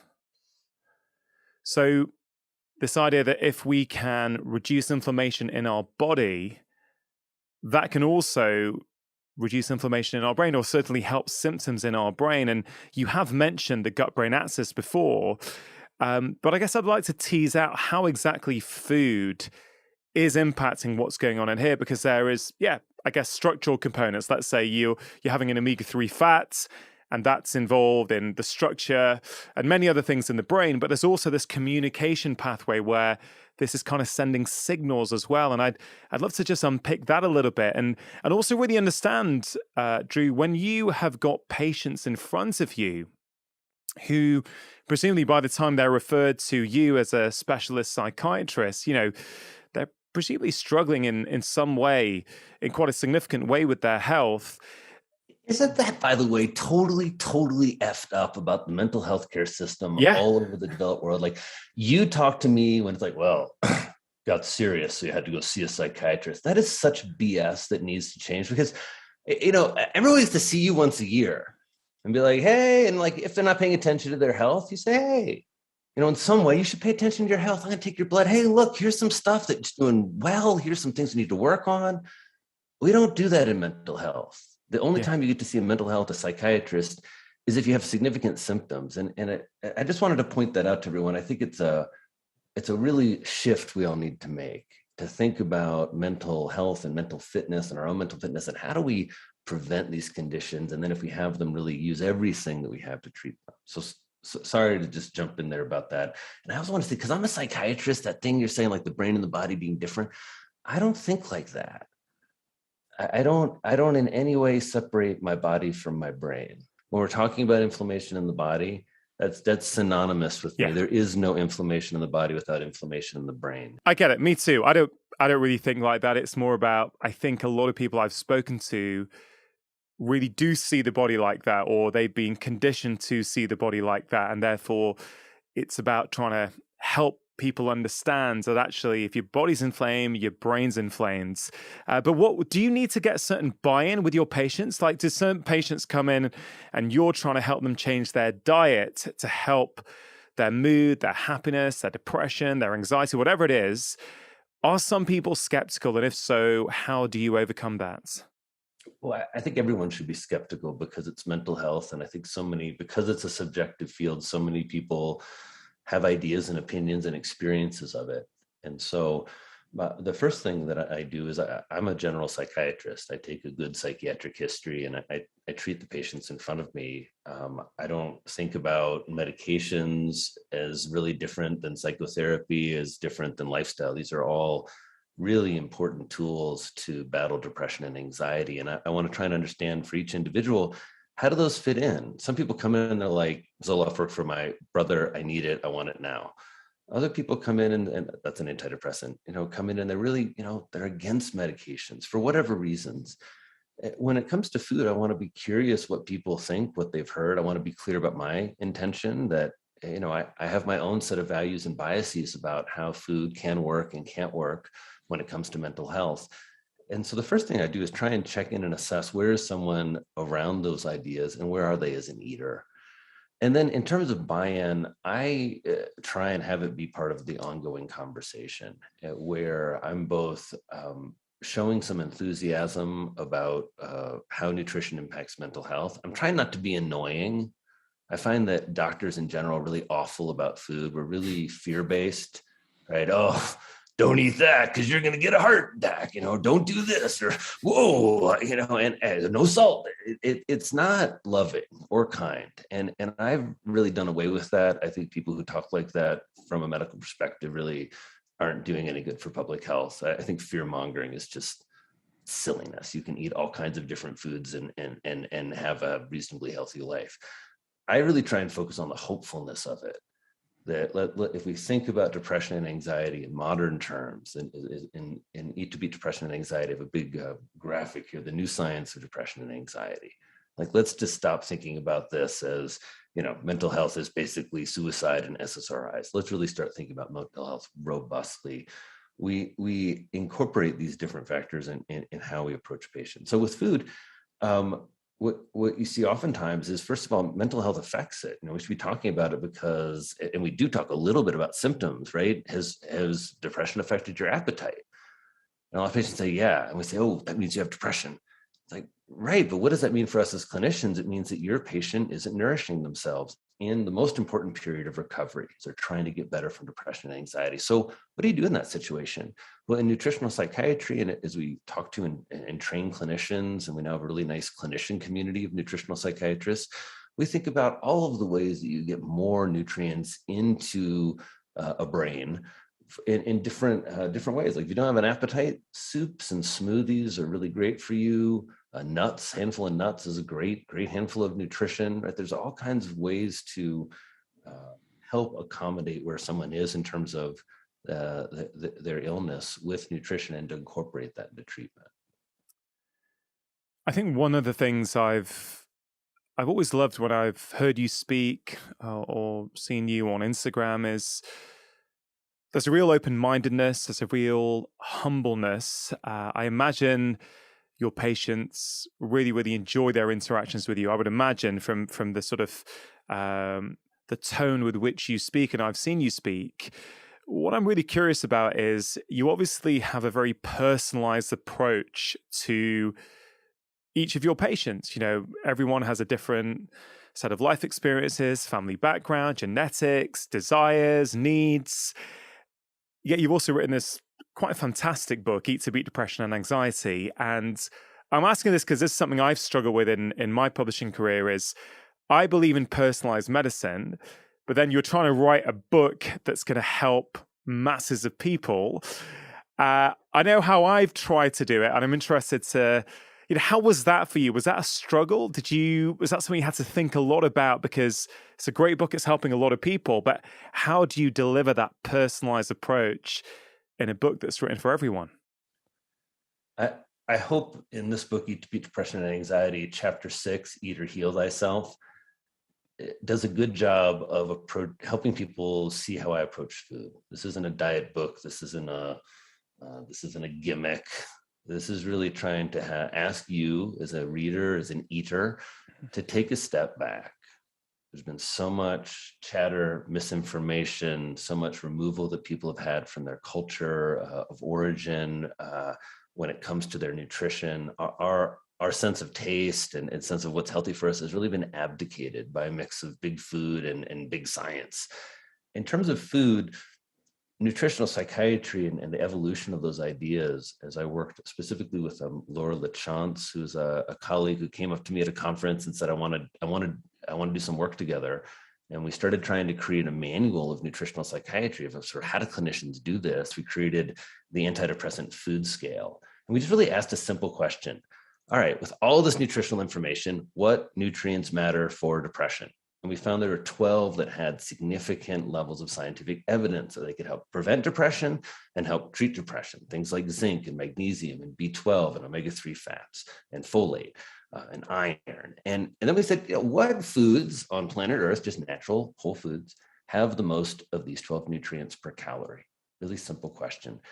And that led to a list of the top plant foods and the top animal foods. And while I don't love listing foods like that, it led because everyone says, what's number one? Watercress. And it's like, oh, I should eat more watercress to fight my depression. And what really led me to understand is these are called nutrient profiling systems, and the antidepressant food scale was the first nutrient profiling system that was ever created specifically for mental health. And what Dr. LaChance and I understood is that if you looked at food in terms of food categories, and this is what nutrient profiling systems really encourage you to do. And what you see is what's in the top 5 animal foods. 3 of them are bivalves: mussels, clams, and oysters. Why is that? Well, if we look at one of the most important nutrients for mental health, it's vitamin B12, the largest vitamin we eat. You'd think we'd all know what is the top source of vitamin B12 in the natural world. And I certainly didn't. It's clams. I mean, who's called clam a superfood, right? It's like, who said like, oh, I'm going out tonight. I want to make sure I recover from my hangover. I'm getting a B12 injection. It's like, hell no, I'm having pasta vongole. My B12 levels up. I mean, it's so looking at, to get to your questions, how as an author do I personalize recommendations? I think one, in trying to let people know my approach and goal of the book and the limitations of that. And then two, to try and replicate as much as I can the way that I think about this information with what I feel, I hope you and I can bring to authorship, which is the experience of a clinician. Because of clinical experience, you and I have the privilege of hearing and sharing thousands of individuals and their families and their stories. And oftentimes, especially when it comes to mental health, and especially on social media, what's getting talked about and shared is an individual story. And there's real importance in that in terms of, today, if you have bipolar disorder or borderline character disorder or addiction or any substance use disorder, rather, you can put in a hashtag and see an advocate, see someone who's recovered. You can reach out to resources. I mean, it's really, you can direct message someone and be, chatting with a mental health advocate or even a clinician pretty quickly.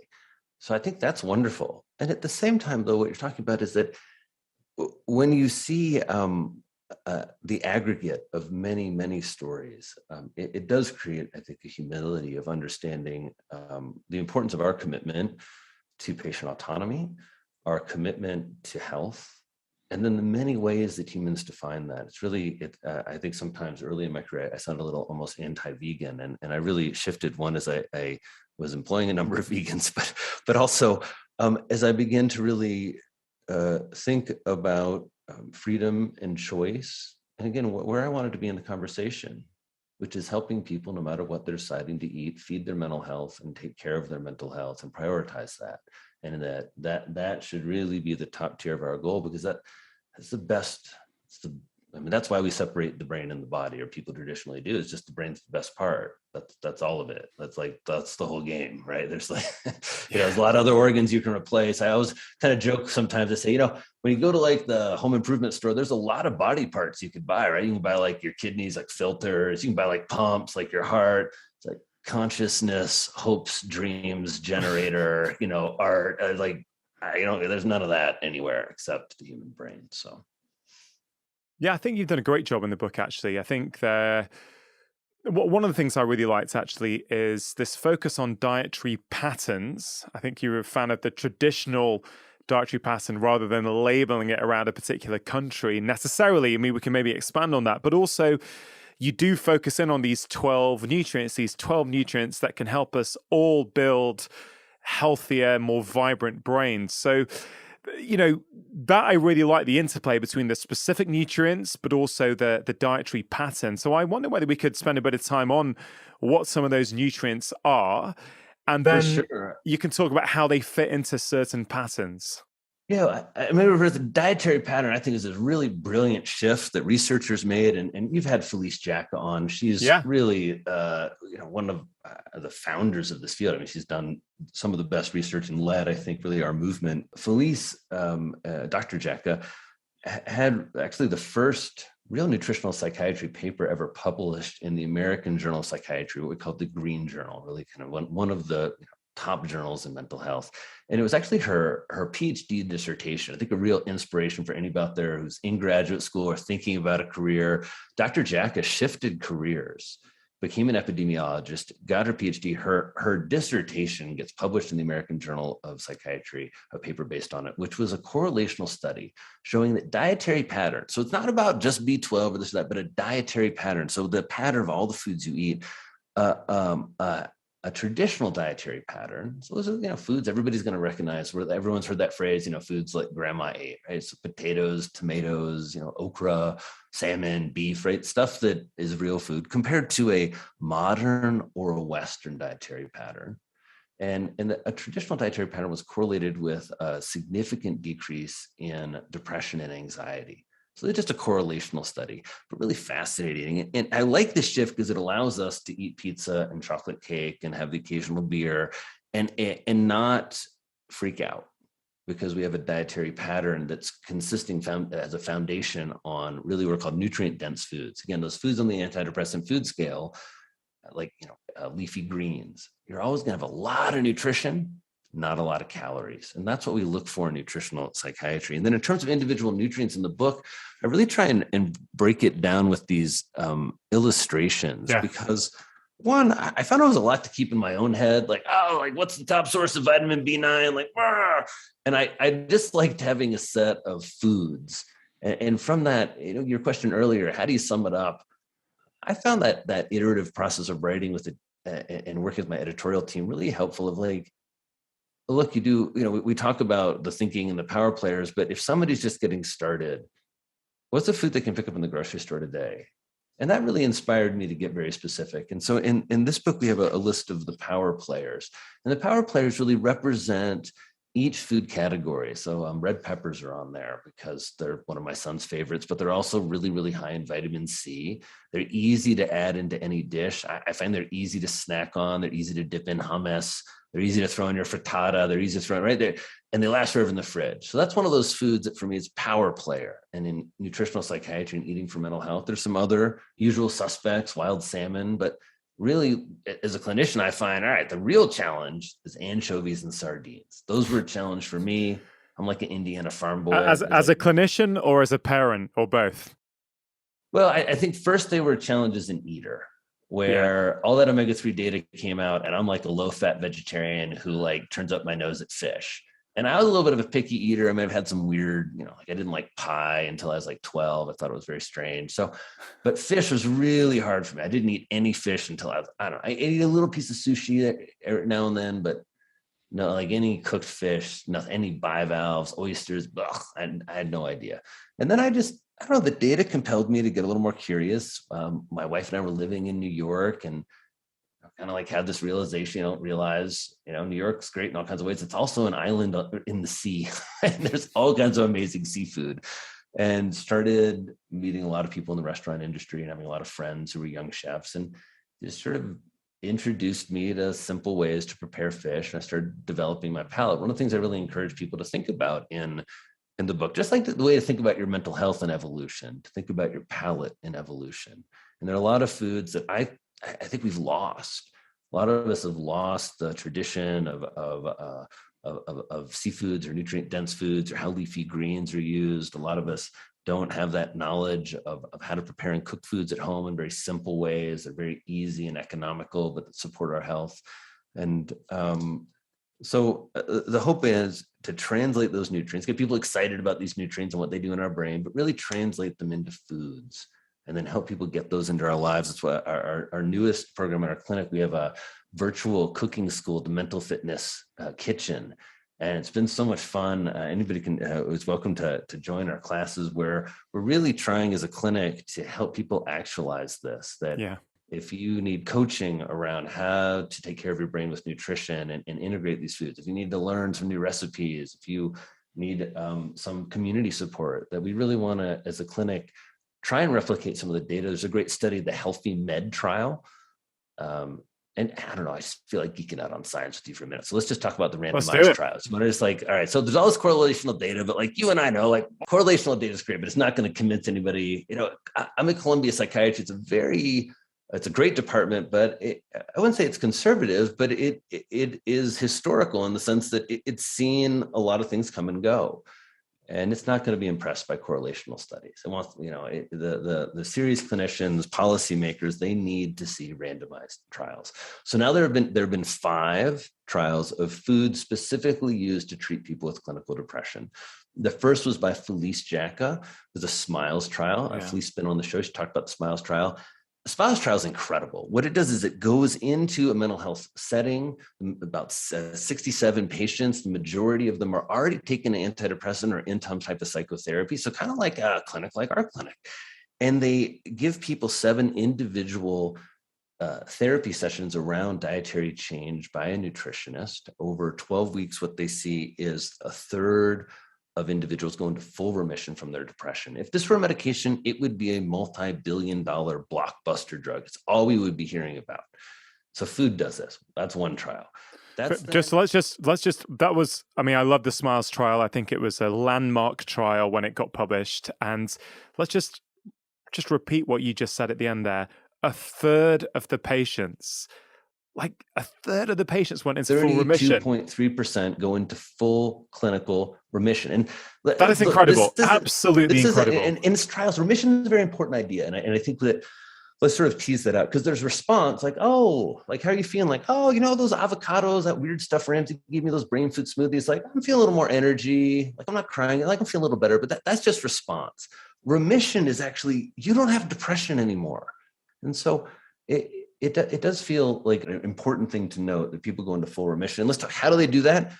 It wasn't a lot of people started eating like one more seafood meal a week and like a half serving of vegetables a day more, and like actually it's like a serving of vegetables, one more serving of vegetables, half serving of fruit, a couple servings of beans and legumes a week, a serving of fish a week. And then the big thing they did is 21 fewer meals of highly processed or quote unquote unhealthy food. 21. Oh, so per week. 21 so basically fewer meals per week, or fewer, so that's snacks. That's, that's the difference between, going out and getting a burger and fries and, I don't know, making yourself a vegetable stir fry. So that's the SMILES trial. Great trial. In America, to get a medication approved, you need 2 good quality randomized clinical trials. So this is number 1. It's 2017, I think, this comes out. So 4 years ago. Also interesting, like translation to clinical practice. Like we're jumping up and down about this. We've trained over 200 clinicians around nutritional psychiatry, and in our we have an e-course and a live training that we do. But it's interesting how it takes a long time to translate. A lot of questions we get from clinicians, like, am I allowed to talk about food? It's like, wow, it's like one of the most foundational pieces of mental health and brain health. And we're not even sure whether we're allowed to talk about it sometimes. Yeah, I mean, this is something, I want to hear about more of these trials that you're about to share. But just on that translation to clinical practice, I remember so clearly, I think it was 3 or 4 months after the SMILES trial came out, or maybe it was a year and 4 months. I can't quite remember. It was a winter conference. And I think that paper came out in November 2017, if my memory serves me correctly.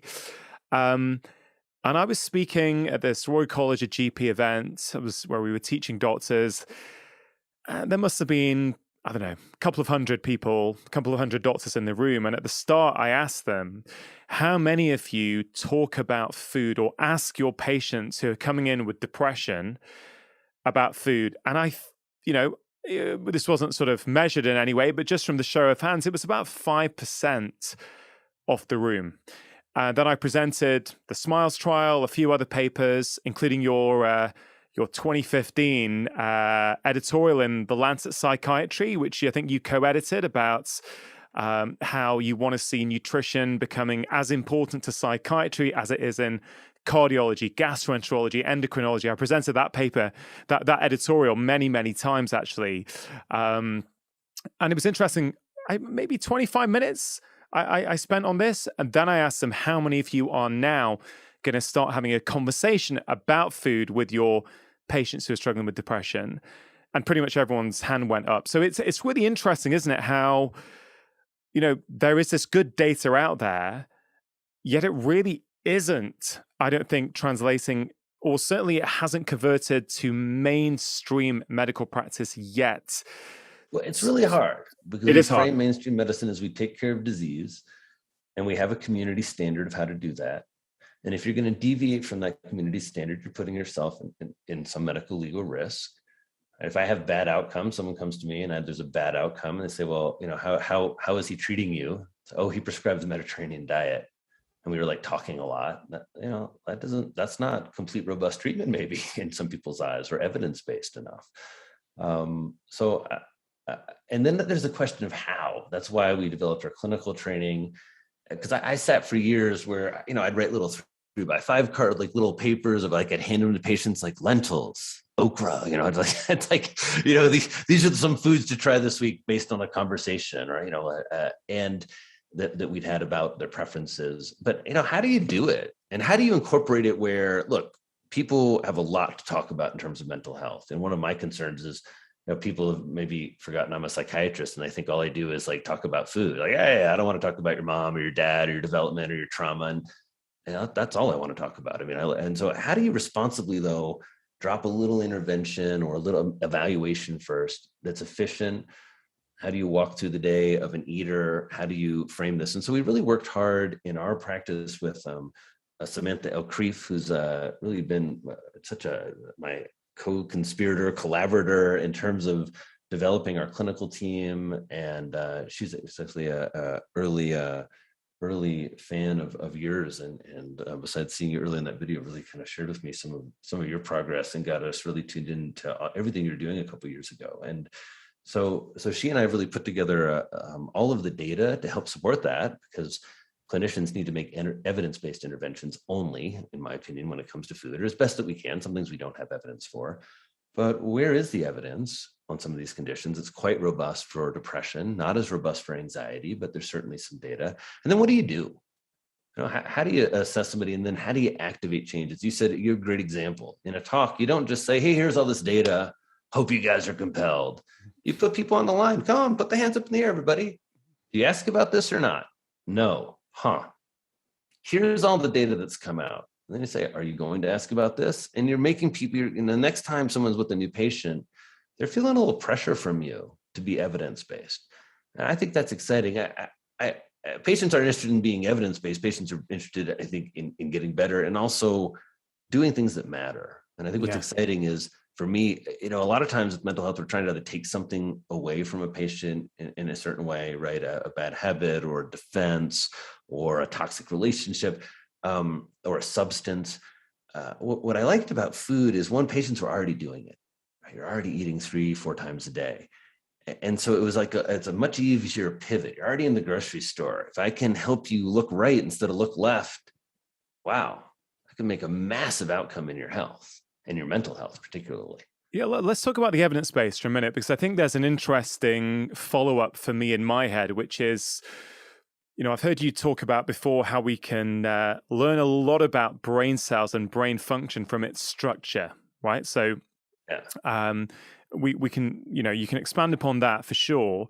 But then if we take it further, right, and go, okay, there are certain nutrients, there are certain foods that help to build a healthy, more robust brain. Okay, if that's the starting point, which kind of makes intuitive sense, I think, to a lot of people as well, that, kind of what we fuel that brain with will determine how it grows, what its material is, how it functions. So let's take that one step further. So we have some good studies on food's role in depression. Okay, great. So now we can make an evidence-based recommendation to our patients with depression. But what about those patients who don't yet have depression? They want to stave off depression. It seems pretty reasonable that, hey, well, actually, if you adopt these kind of changes, you may reduce the likelihood of going down that slippery slope, but we may not have a trial on that. We have a trial on that. No, we have a trial on that. Trial on it. Okay, well, you can tell me about the trial, but just to finish off that thought, it's basically, well, what about other brain conditions then? So you must see patients with bipolar and, all kinds of different psychiatric conditions.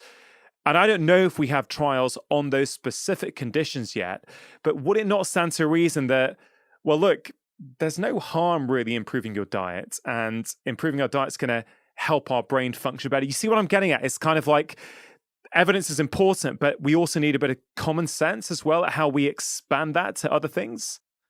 Yeah, and I think exactly. And also it's how do we, in medicine, we get specific for conditions. And so there's that kind of universality about some nutrients, foods, concepts around eating that are good for brain health. And that's always going to be good for mental health. I mean, let's go back to some of those studies. You started off with the SMILES trial. Healthy Med then comes out. Healthy Med, I love it. It really is what we try to replicate with our mental fitness kitchen cooking class. So the Healthy Med trial took individuals with depression. If you look in detail at this study, there's a couple things that are important. The first, oftentimes people think, like food is for like mild depression. So this study, 86.3% of the people in the trial have severe or extremely severe clinical depression. So this isn't mild depression. They get a little tiny dose of fish oil, not really enough in any way to make a difference with depression. The data on fish oil and depression is mixed, but it's a much higher dose. They get a couple 100 milligrams of fish oil and they get a Mediterranean style cooking class. What they see over 3 months and then at 6 months is a significant reduction in depression and anxiety scores that stay low. They drop quickly and they stay low.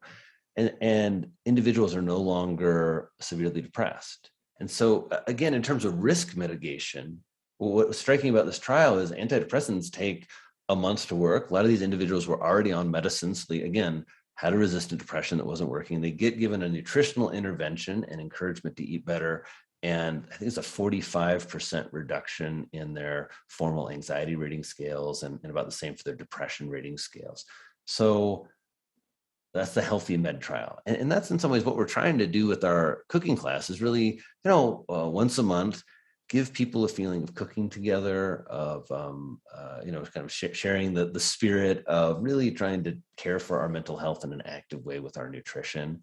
And then the joyfulness, big part that Samantha brought to our practice and brings to our clinical work and our clinic, and you see her influence in the book, is really around an idea of joyfulness. As we sat in the food space maybe 5 years ago, started working together and saw all the, we're both very peaceful, I think, kind of people. And we just saw this, there's a tone in the debate around food that we really wanted to try and transcend with a sense of joyfulness that we felt around eating and nutrition and being really in a sense of engagement and in a sense of a conscientiousness about our nutrition and the impact it has on our health and our mental health.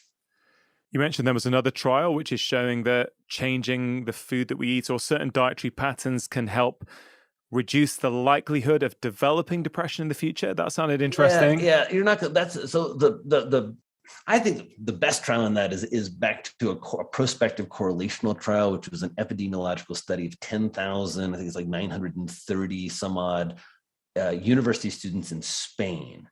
And what that study showed is that if you look at them at the beginning of college, and you look at how Mediterranean their diet is, so it's a 9-point Mediterranean dietary pattern scale. If you look at people in the top half of that, so they're eating a fairly Mediterranean diet in their freshman year, and follow them over 4.5 years, kind of checking in about who gets depressed and then and what they're eating, they found that there was between a 30 to 52% reduction in the risk of getting clinical depression.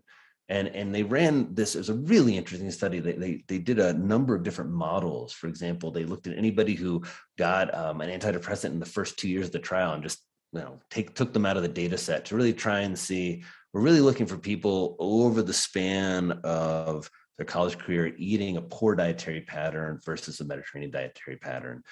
The trial that I was thinking about in terms of prevention, it's because I think a lot about college depression. I treat a lot of college students, really love working with young adults. It's such a challenging time. I think for me, it was a challenging time with my mood. Such an exciting time of life for people too. And depression is so crippling for individuals during the late teen and early 20s. There's a trial in Australia. It was really fascinating. Heather Francis led the team. They looked at college freshmen that had poor eating habits and had depression.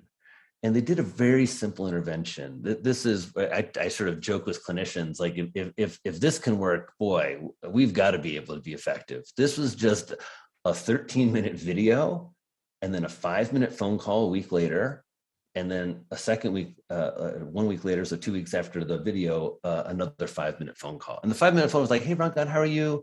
Like, you eating some veggies, man? How's dorm life? Like, you using the turmeric? How about the nuts? And so they gave people a little box of nuts, nut butter, olive oil, and then cinnamon and turmeric.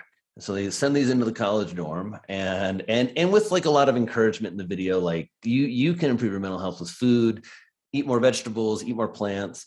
The cinnamon and turmeric, there's a little bit of data about those being good for brain health and brain growth. What they found is that just with that minimal intervention, individuals significantly shifted their diets. There was a significant reduction in anxiety, depression, and stress rating scales at 3 months and at 6 months. There's like 21 minutes and there are 23 minutes and there's no actual face-to-face human intervention. So very, very, cost-effective intervention in terms of potentially preventing college depression. So that's the trial I think that probably relates most to depression. Those two, the Sun Navarro and then Heather Francis's trial in Australia. Yeah, I mean, we'll get hold of those and put them in the show notes for anyone who wants to sort of read those further. There's a concept in the book I really liked, which was you'd like to help your patients put their brains in grow mode. And I thought that was a really interesting way of thinking about it. So what is grow mode and how do you help your patients get into that state? I encourage my patients and really everybody with the brain to think beyond serotonin, our beloved serotonin, a wonderful, wonderful neurotransmitter. But it feels like the conversation about depression gets reduced, like that's the brain molecule that's involved with mental health, that one, and maybe dopamine. And I think that really above all of these players is BDNF. And BDNF is a neurohormone. Ranga, you brought up connection earlier. And it's really for me, a driving core principle of my own personal life, of how I think about my mental health and my happiness and in my family's happiness. And but also how I think about my patients when I value them. It's the kind of tentacles of your life reach out. Like, where do they go and what are the qualities of those connections? And as a psychiatrist, I love this notion also that like that's exactly what our brain cells do. When you're learning, your brain cells are reaching out and, like making new connections. And that's what memory is. That's where our memories like live in these connections between our neurons. It's really just fascinating to think about. The brain is this, not what even I learned in medical school 20 years ago. I'm sure you learn the same thing, right? Hey, you get like 90 billion brain cells. Like, don't mess with them, bro. Like, don't mess up. Don't do bad things because you don't get any more. And then we learn that's wrong, that your brain is always, not a lot, but making some new brain cells. And another Felice Jacka study, great study, showing that between 60 and 65, individuals with a healthy diet, you could see a significantly bigger brain. Like a couple cubic millimeters more brain in the left hippocampus compared to individuals who were eating a very unhealthy Western dietary pattern, right? That's a lot of brain cells, like 2 cubic millimeters. I mean, so that's exciting to me as a clinician. And I try and bring that hopefulness and enthusiasm, because often when we are struggling with our mental health, we really feel badly about ourselves. We feel very down. We feel very stuck. So the idea that, this brain that I'm lugging around that's not really serving me so well right now in this moment, I have the power to change that.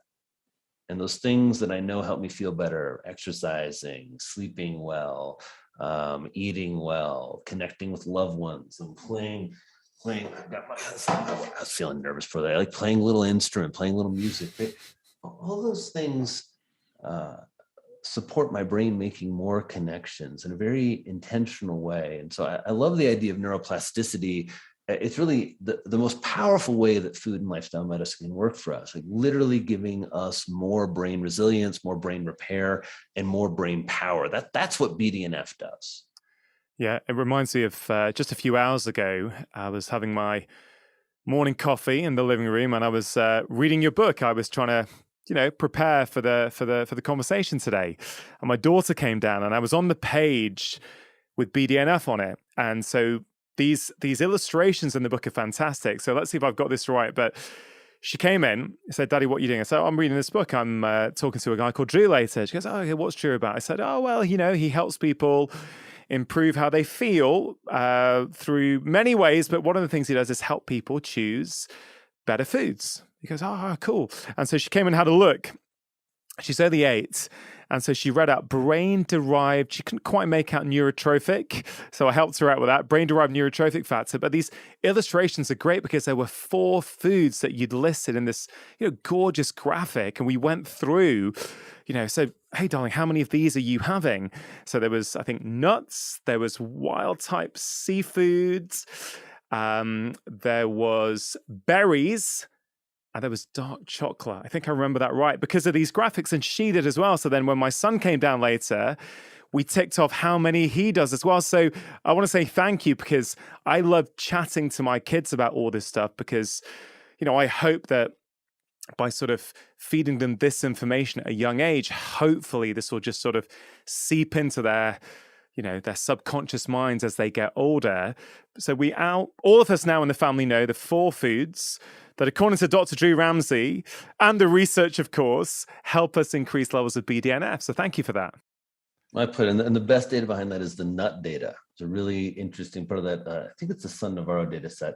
Maybe I'm not getting that right, but it was a study looking at, they gave people olive oil who are already in the Mediterranean diet, supplemental olive oil versus supplemental nuts. And they delivered it to the door. Drink as much olive oil as you can, eat all these nuts every day.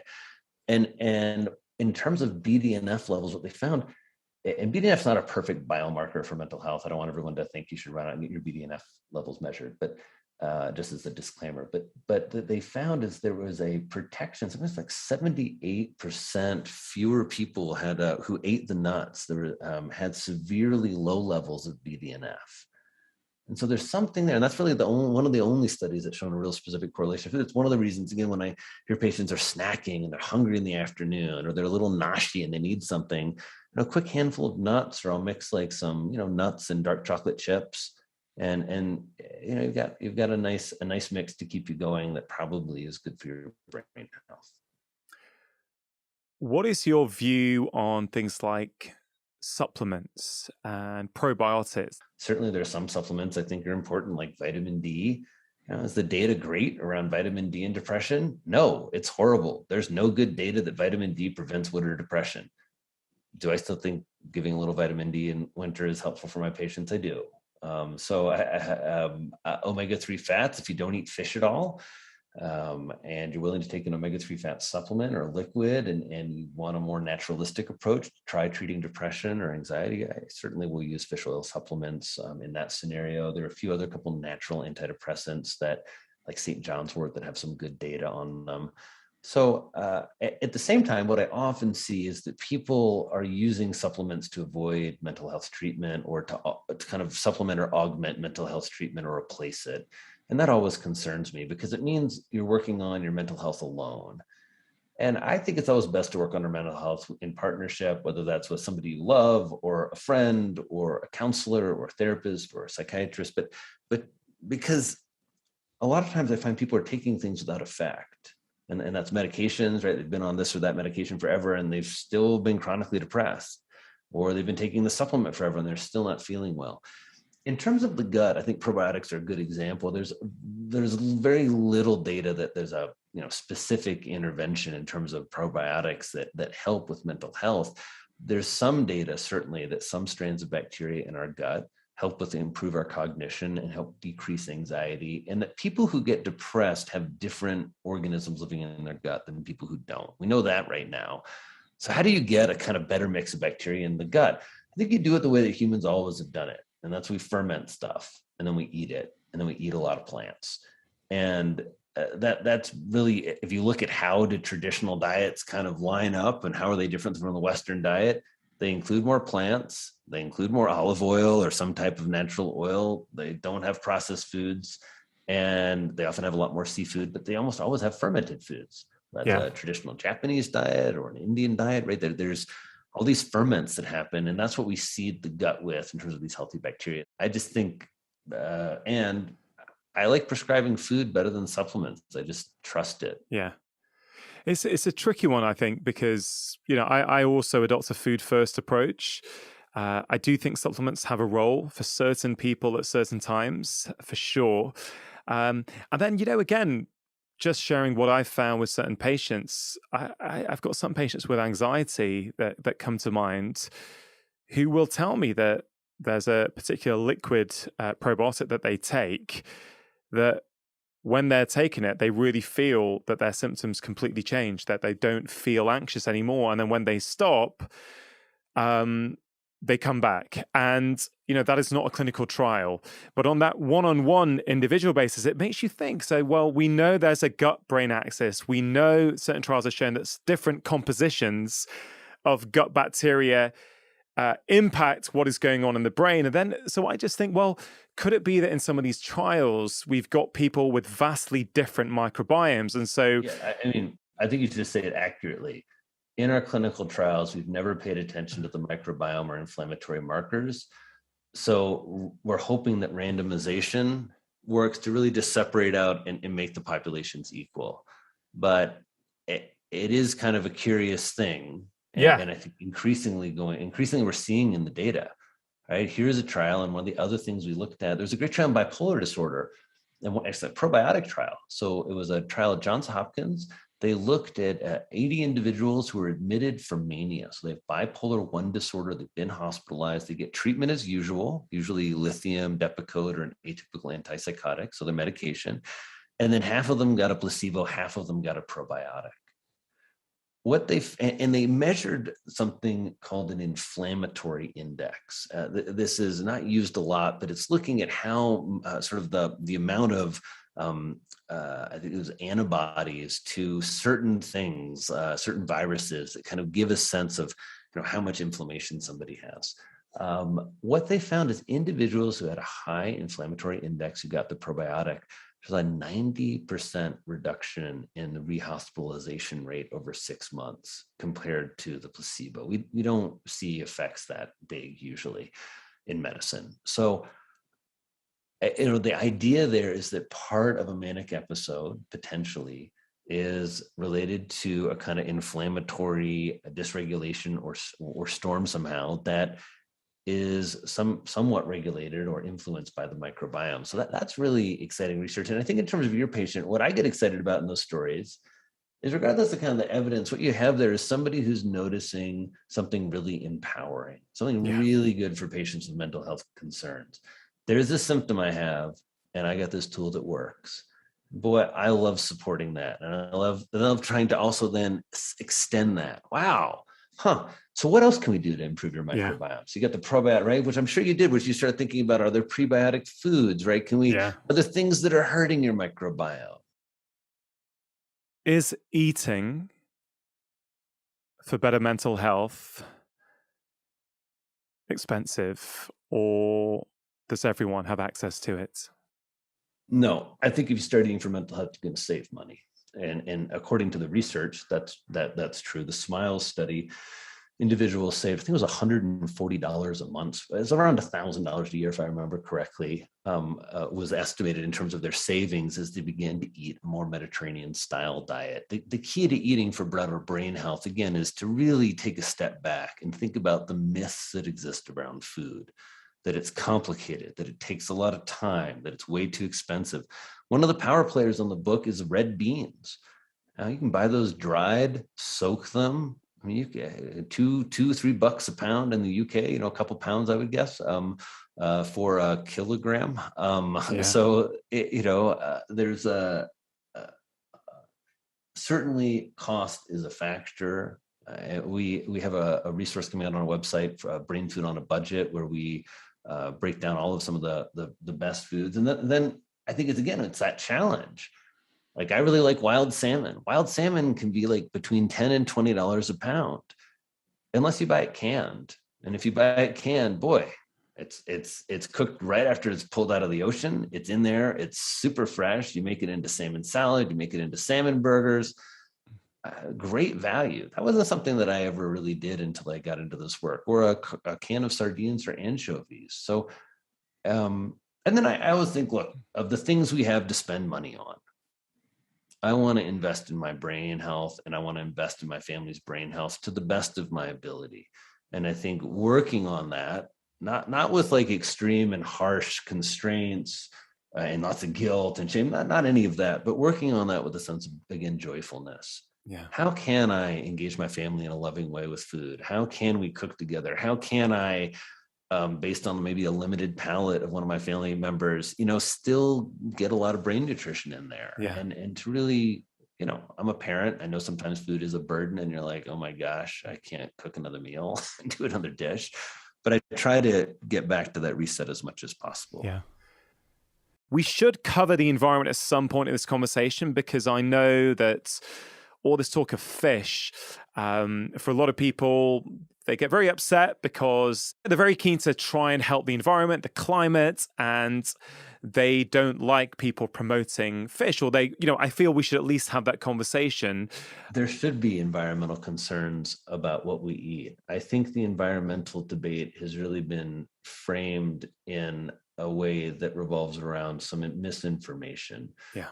And I think it's really concerning. For example, the misinformation regarding things like fake meat and Impossible Burger. Maybe misinformation is a strong word, but the way that kind of way of creating food is being framed as somehow healthy, when essentially it's food processing of the same ingredients that are being used for the last 50 years that have ruined our health, compared to, something like grass-fed beef, a local beef. And that the environmental, kind of debate is like, these plant foods are good and meat food and seafood is bad.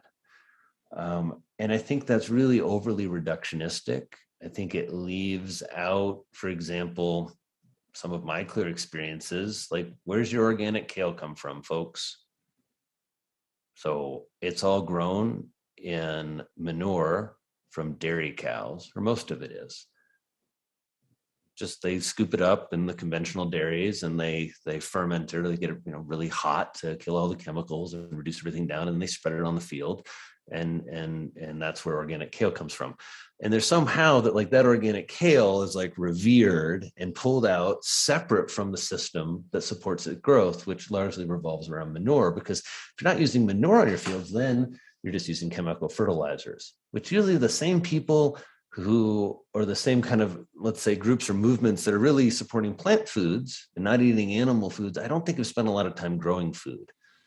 And if you spend time growing food, you spend, especially on small farms, you spend a lot of time with poo and manure and animals. Small farms have always worked that way.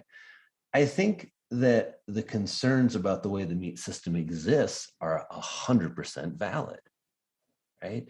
We have a system that wastes meat. We have a system that repurposes and processes meats into foods that are horrible for us, from, all kinds of, meat pockets and meats with fried breading around them and sweetmeats. In terms of seafood, the seafood is a really, to me, important place to be an eater, because it gets me at least minimally involved in the system by using my food dollars to support people who are, for example, taking care of oyster beds, or to support farmers who are growing mussels, a very environmentally friendly way of producing food. I certainly appreciate if I'm being conscientious of the fish that I'm buying. I'm not buying things like, farm tilapia or farm shrimp. I'm trying to buy mostly wild type seafoods.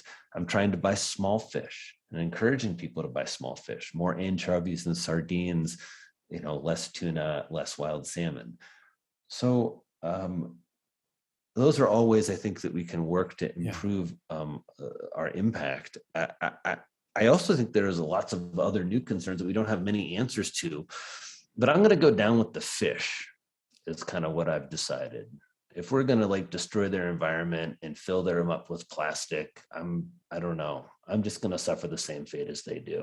maybe that's strange, but I certainly think there's also things like, I don't eat fish from lakes or fish from rivers, because those are all polluted. But again, we know about that because people were eating those foods. And then because of that, and because of our interest in nutrition, there's a lot of cleanup efforts that have come in terms of how do we reduce the environmental impact on our water supply. I think overfishing is a huge concern. I think slavery in the fish industry is a huge concern. I don't want to minimize these concerns.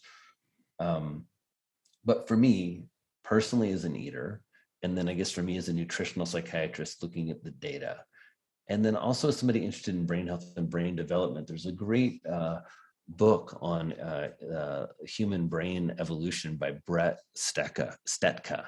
And he talks about and writes about the science of how our human brains evolved and the importance of small fish and shellfish. So I think I also eat those foods in some ways out of respect of our history and genetic history and evolutionary history, as I've understood it through experts like Brett, um, and to really do my best to be responsible in those seafood choices. I don't think that's in any way a complete answer, but it's where I am now, which is trying to eat 3 to 4 seafood meals a week. For me, that consists of a mix of anchovies and sardines, usually on gnocchi or over a pasta, or on a Caesar salad. Usually like a oven roasted wild salmon fillet, probably trying to get maybe 6 ounces or so into every family member at least once a week. And then trying to eat mussels or other bivalves, particularly ones that are farmed in the US. There's some concern about increased microplastics in the stomachs of bivalves, particularly in the report I saw coming out of China. What is bivalve? Could you just explain that for people? I didn't know that term till I read your book. Bivalves are mussels, clams, and oysters, and so they're a grouping in the seafood family, mollusks, and they're filter feeders. And so, if understandably people have concerns, are they filtering out all the plastics and the toxins? And it depends the water that they're grown in. The truth is that that these foods that are very good for us bioconcentrate nutrients. And so by doing that, if you grow food in a toxic environment, it's going to bio and concentrate some of those toxins. And that data is really getting misused to then vilify these foods, as opposed to focusing on, all right, how can we all stay clear on this is a really important food supply. 70% of the planet's an ocean. Right? You don't have to do anything. I mean, think about it, especially when people are like, oh, no fish, eat more plants. It's like, have you grown some plants? Because I have. You know how freaking hard that is? You know how much diesel fuel it takes? First, you got to level that field, right? Then you disc. Then depends on what you're planting. You're either seed drilling or you're planting seedlings by hand, right? Then you're weed, or you're spraying. Then you're fertilizing either with manure or top dressing, right? Then you're tending to the plants. Then you're harvesting. Then you're processing that food. Then you're driving to market, right? This is so energy intensive. And just compare that with, it certainly takes a lot of energy, but catching anchovies. Yeah. Right? You don't have to plant it. You don't have to tend to it. You just catch it. So I think that the sea makes a lot of sense to me. And there's also more than fish that comes out of here, out of there. There's seaweed, which I think is a really interesting and important human food. Yeah.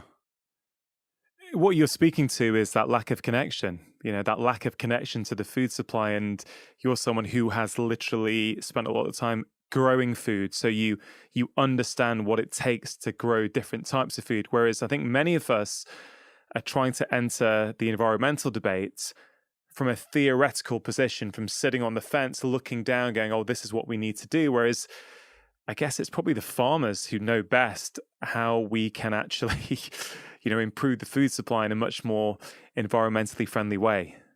Well, I mean, the reason I don't like to trash talk about food in that way is that farmers are the number one group after physicians in terms of suicide risk. And that in India and America, there has been thousands of farmers who've died by suicide in the last 2 to 3 years. And so there's a way that as we trash talk, and I would agree in a kind of, polite and educated, but often, minimally informed way, it's easy because it's confusing and there aren't clear answers to take strong positions. And that's where I've really worked hard to get into more of a stance. I have a show on male mental health with my friend, psychiatrist Greg Scott Brown. And Greg and I talk a lot about this idea of curiosity before judgment.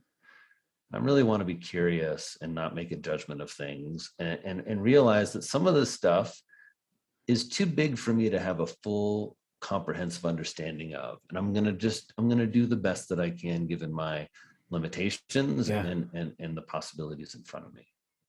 Curiosity before judgment. I really, really like that. I was going to ask you, what is the most important lesson that you have learned in over 20 years of seeing patients?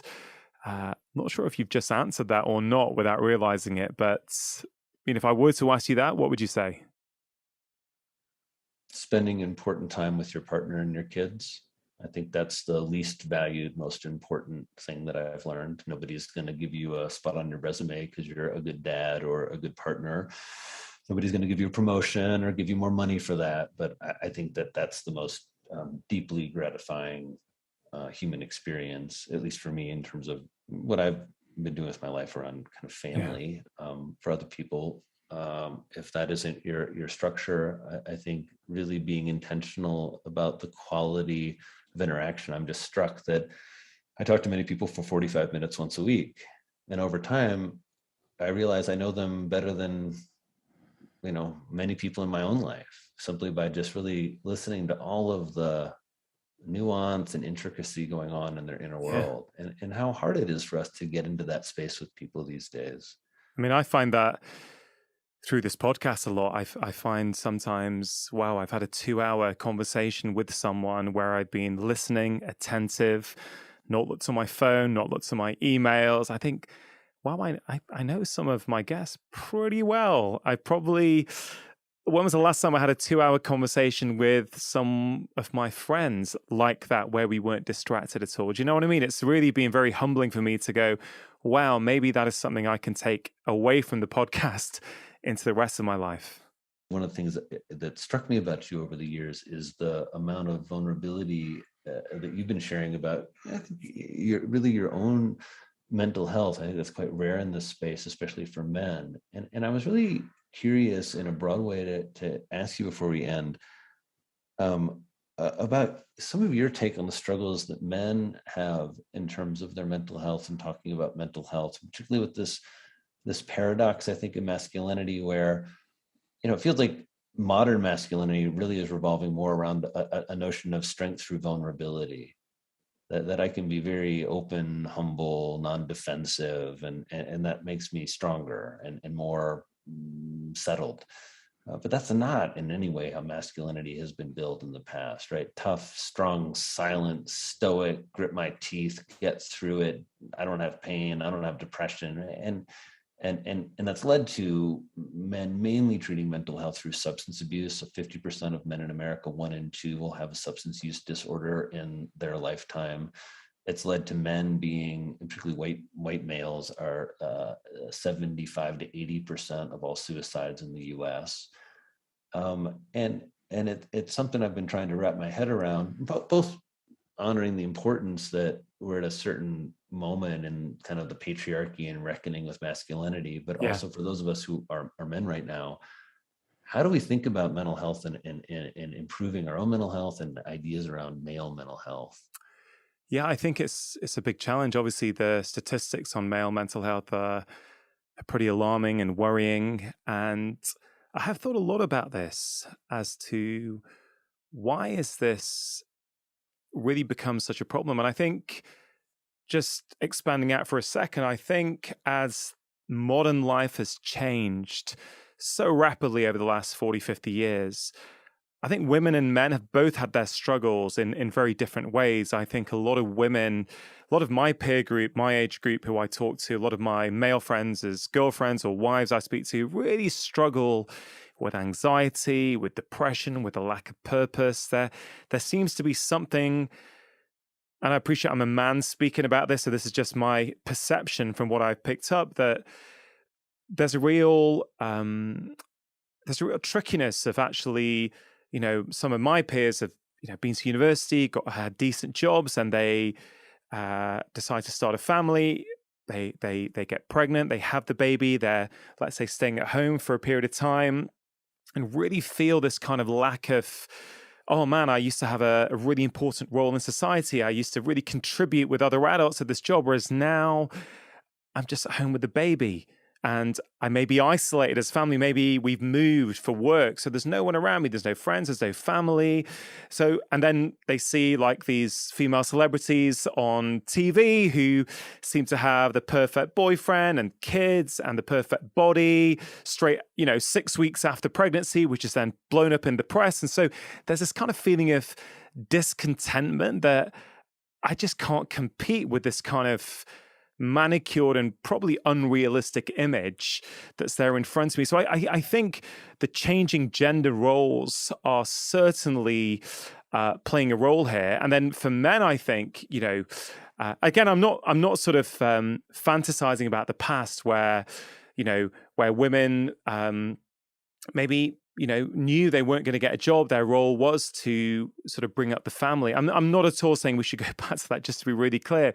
But I think for a lot of men struggle with this idea that they kind of were brought up with this idea that the man should be the breadwinner. I think it's just trying to understand where we fit into this new way of living. And I think depending on how we were brought up, depending on what we saw in our parents, that often conditions us to what we think the world should be like or what our expectation is. I think that plays a role. I'll tell you one thing, Drew. It's so hard because I think even in well-meaning parents of the last generation, there's a profound amount of subtle and not so subtle misogyny.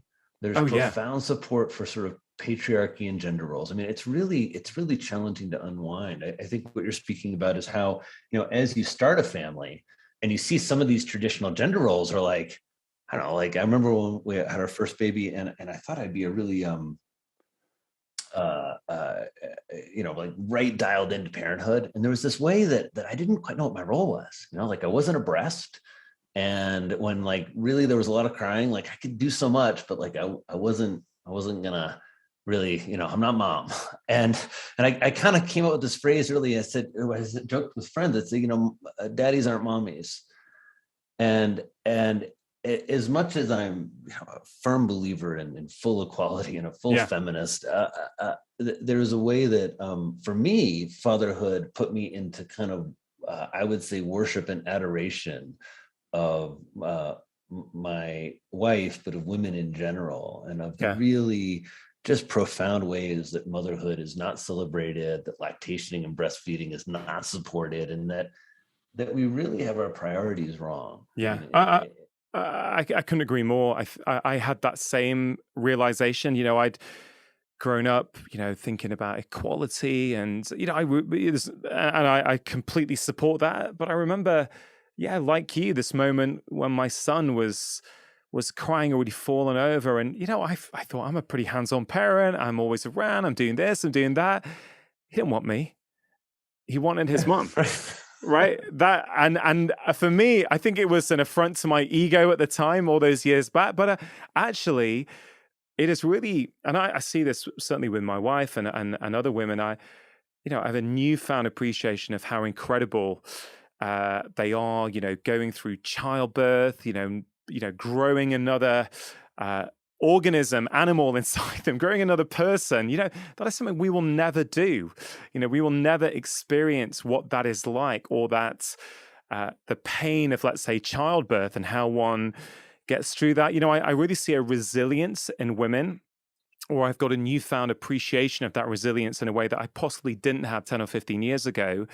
When it comes to men, in terms of your original question, I also, something I observed in the lockdowns here in the UK was that when people were out for their, let's say, their daily walk here, you'd often see women walking with other women. Like almost certainly there'd be 2 or 3 women, or 2 walking together, chatting. I rarely saw men doing the same thing. For me, if I go out, it's by myself. And my wife goes out, she meets a friend, and they go and catch her whilst they're walking. And I'm not saying that's the whole picture, but it just made me think, wow, there's something about that. Men are more and more isolated. When you go out with a group of guys, right? You go out with a group of women first and start talking about the kids, right? You go out with a group of dads. Sometimes I leave and like I realize, dang, like we're awful.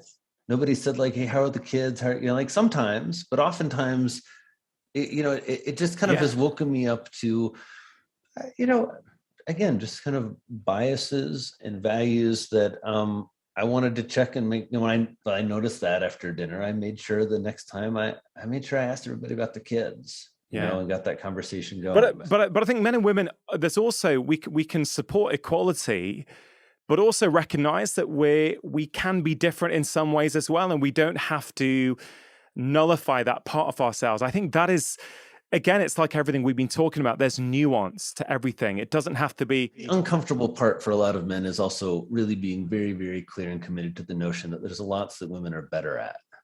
Because I think part of really being seen and perceived as the dominant gender for so long is that that's really threatening, the idea that women are actually much better at a variety of things than men. And I don't mean to be so sort of gendered in this, because that conversation has really opened up over the past 4 or 5 years. But I do think that part of what we're speaking about is where mental health for men is challenging. And I think because our role is really in transition, and one of in the sense of, just simple things for younger men, like what makes a good man today, like how do you date today? How do you show respect? What is masculinity? And especially if you're from a more, let's say, traditional culture where it's not as easy as maybe it is, I don't know, for me to kind of define modern masculinity here in America, because like we're constantly evolving and renew, as opposed to no, what a man is in your culture is really defined very differently and in a much more probably nuanced and historical way. Well, Drew, I'd love to go deep on that. And maybe next time we get together for a conversation, either at your farm or next time you're in the UK, we'll definitely follow up there. Just to sort of close off this conversation, you are a pioneer in this area about food and mental health. You've been practicing this way. You've been researching this for many, many years. I think you've done a great job at putting it all together in your latest book, Eat to Beat Depression and Anxiety, which is going to be super helpful for people. Just to close off this conversation, the podcast is called Feel Better, Live More. When we feel better in ourselves, we get more out of life. And, I wonder if you have any closing words, any closing thoughts, about things that people can think about introducing into their lives right now, no matter where they fall on that mental health spectrum, that's going to help them get more out of life.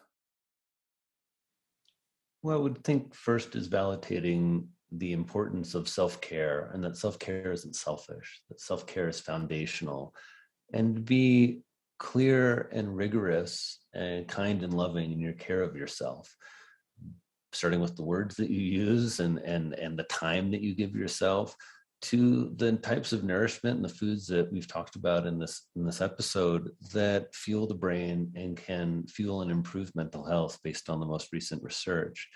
I also hope people feel inspired to do something.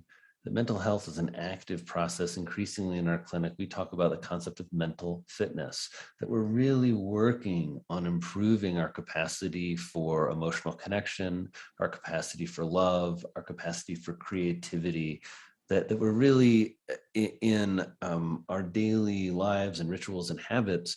We're trying to promote a set of lifestyle choices that, to the best of science ability to tell us what's good for our brain, is really supporting us and supporting our mental health.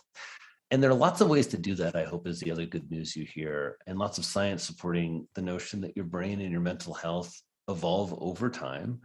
And that the more that you learn about the self, the more that you experiment a bit with things like food and improving sleep and improving your movement. Feel better, live more is a mental health concept. Feel better is really saying, when we feel in the upper echelon of our mental health, the world and life is amazing. We are filled with love and creativity and spontaneity and connection, and we live more. And when we're missing those elements, and we've all been in states probably where we've had more of that and states where we've had less of that, the world can look like a very, very dark and isolated and unfriendly, and environmentally, increasingly distressed place. So I hope everyone hears encouragement to feed their mental health, that nutrition is a neglected piece of the puzzle, but also that nutrition isn't the only piece of this puzzle, and that putting together your mental health is just a really important place, really rewarding place for you to spend time and energy and to invest in. Nothing will give you better dividends and more rewards than taking care of and investing in your mental health. If you enjoyed that conversation, I think you are really going to enjoy this one about the top foods to eat to reduce your risk of Alzheimer's. Dementia is a potentially preventable condition. Your genes may load the gun, but it's your diet and lifestyle ultimately that pull the trigger.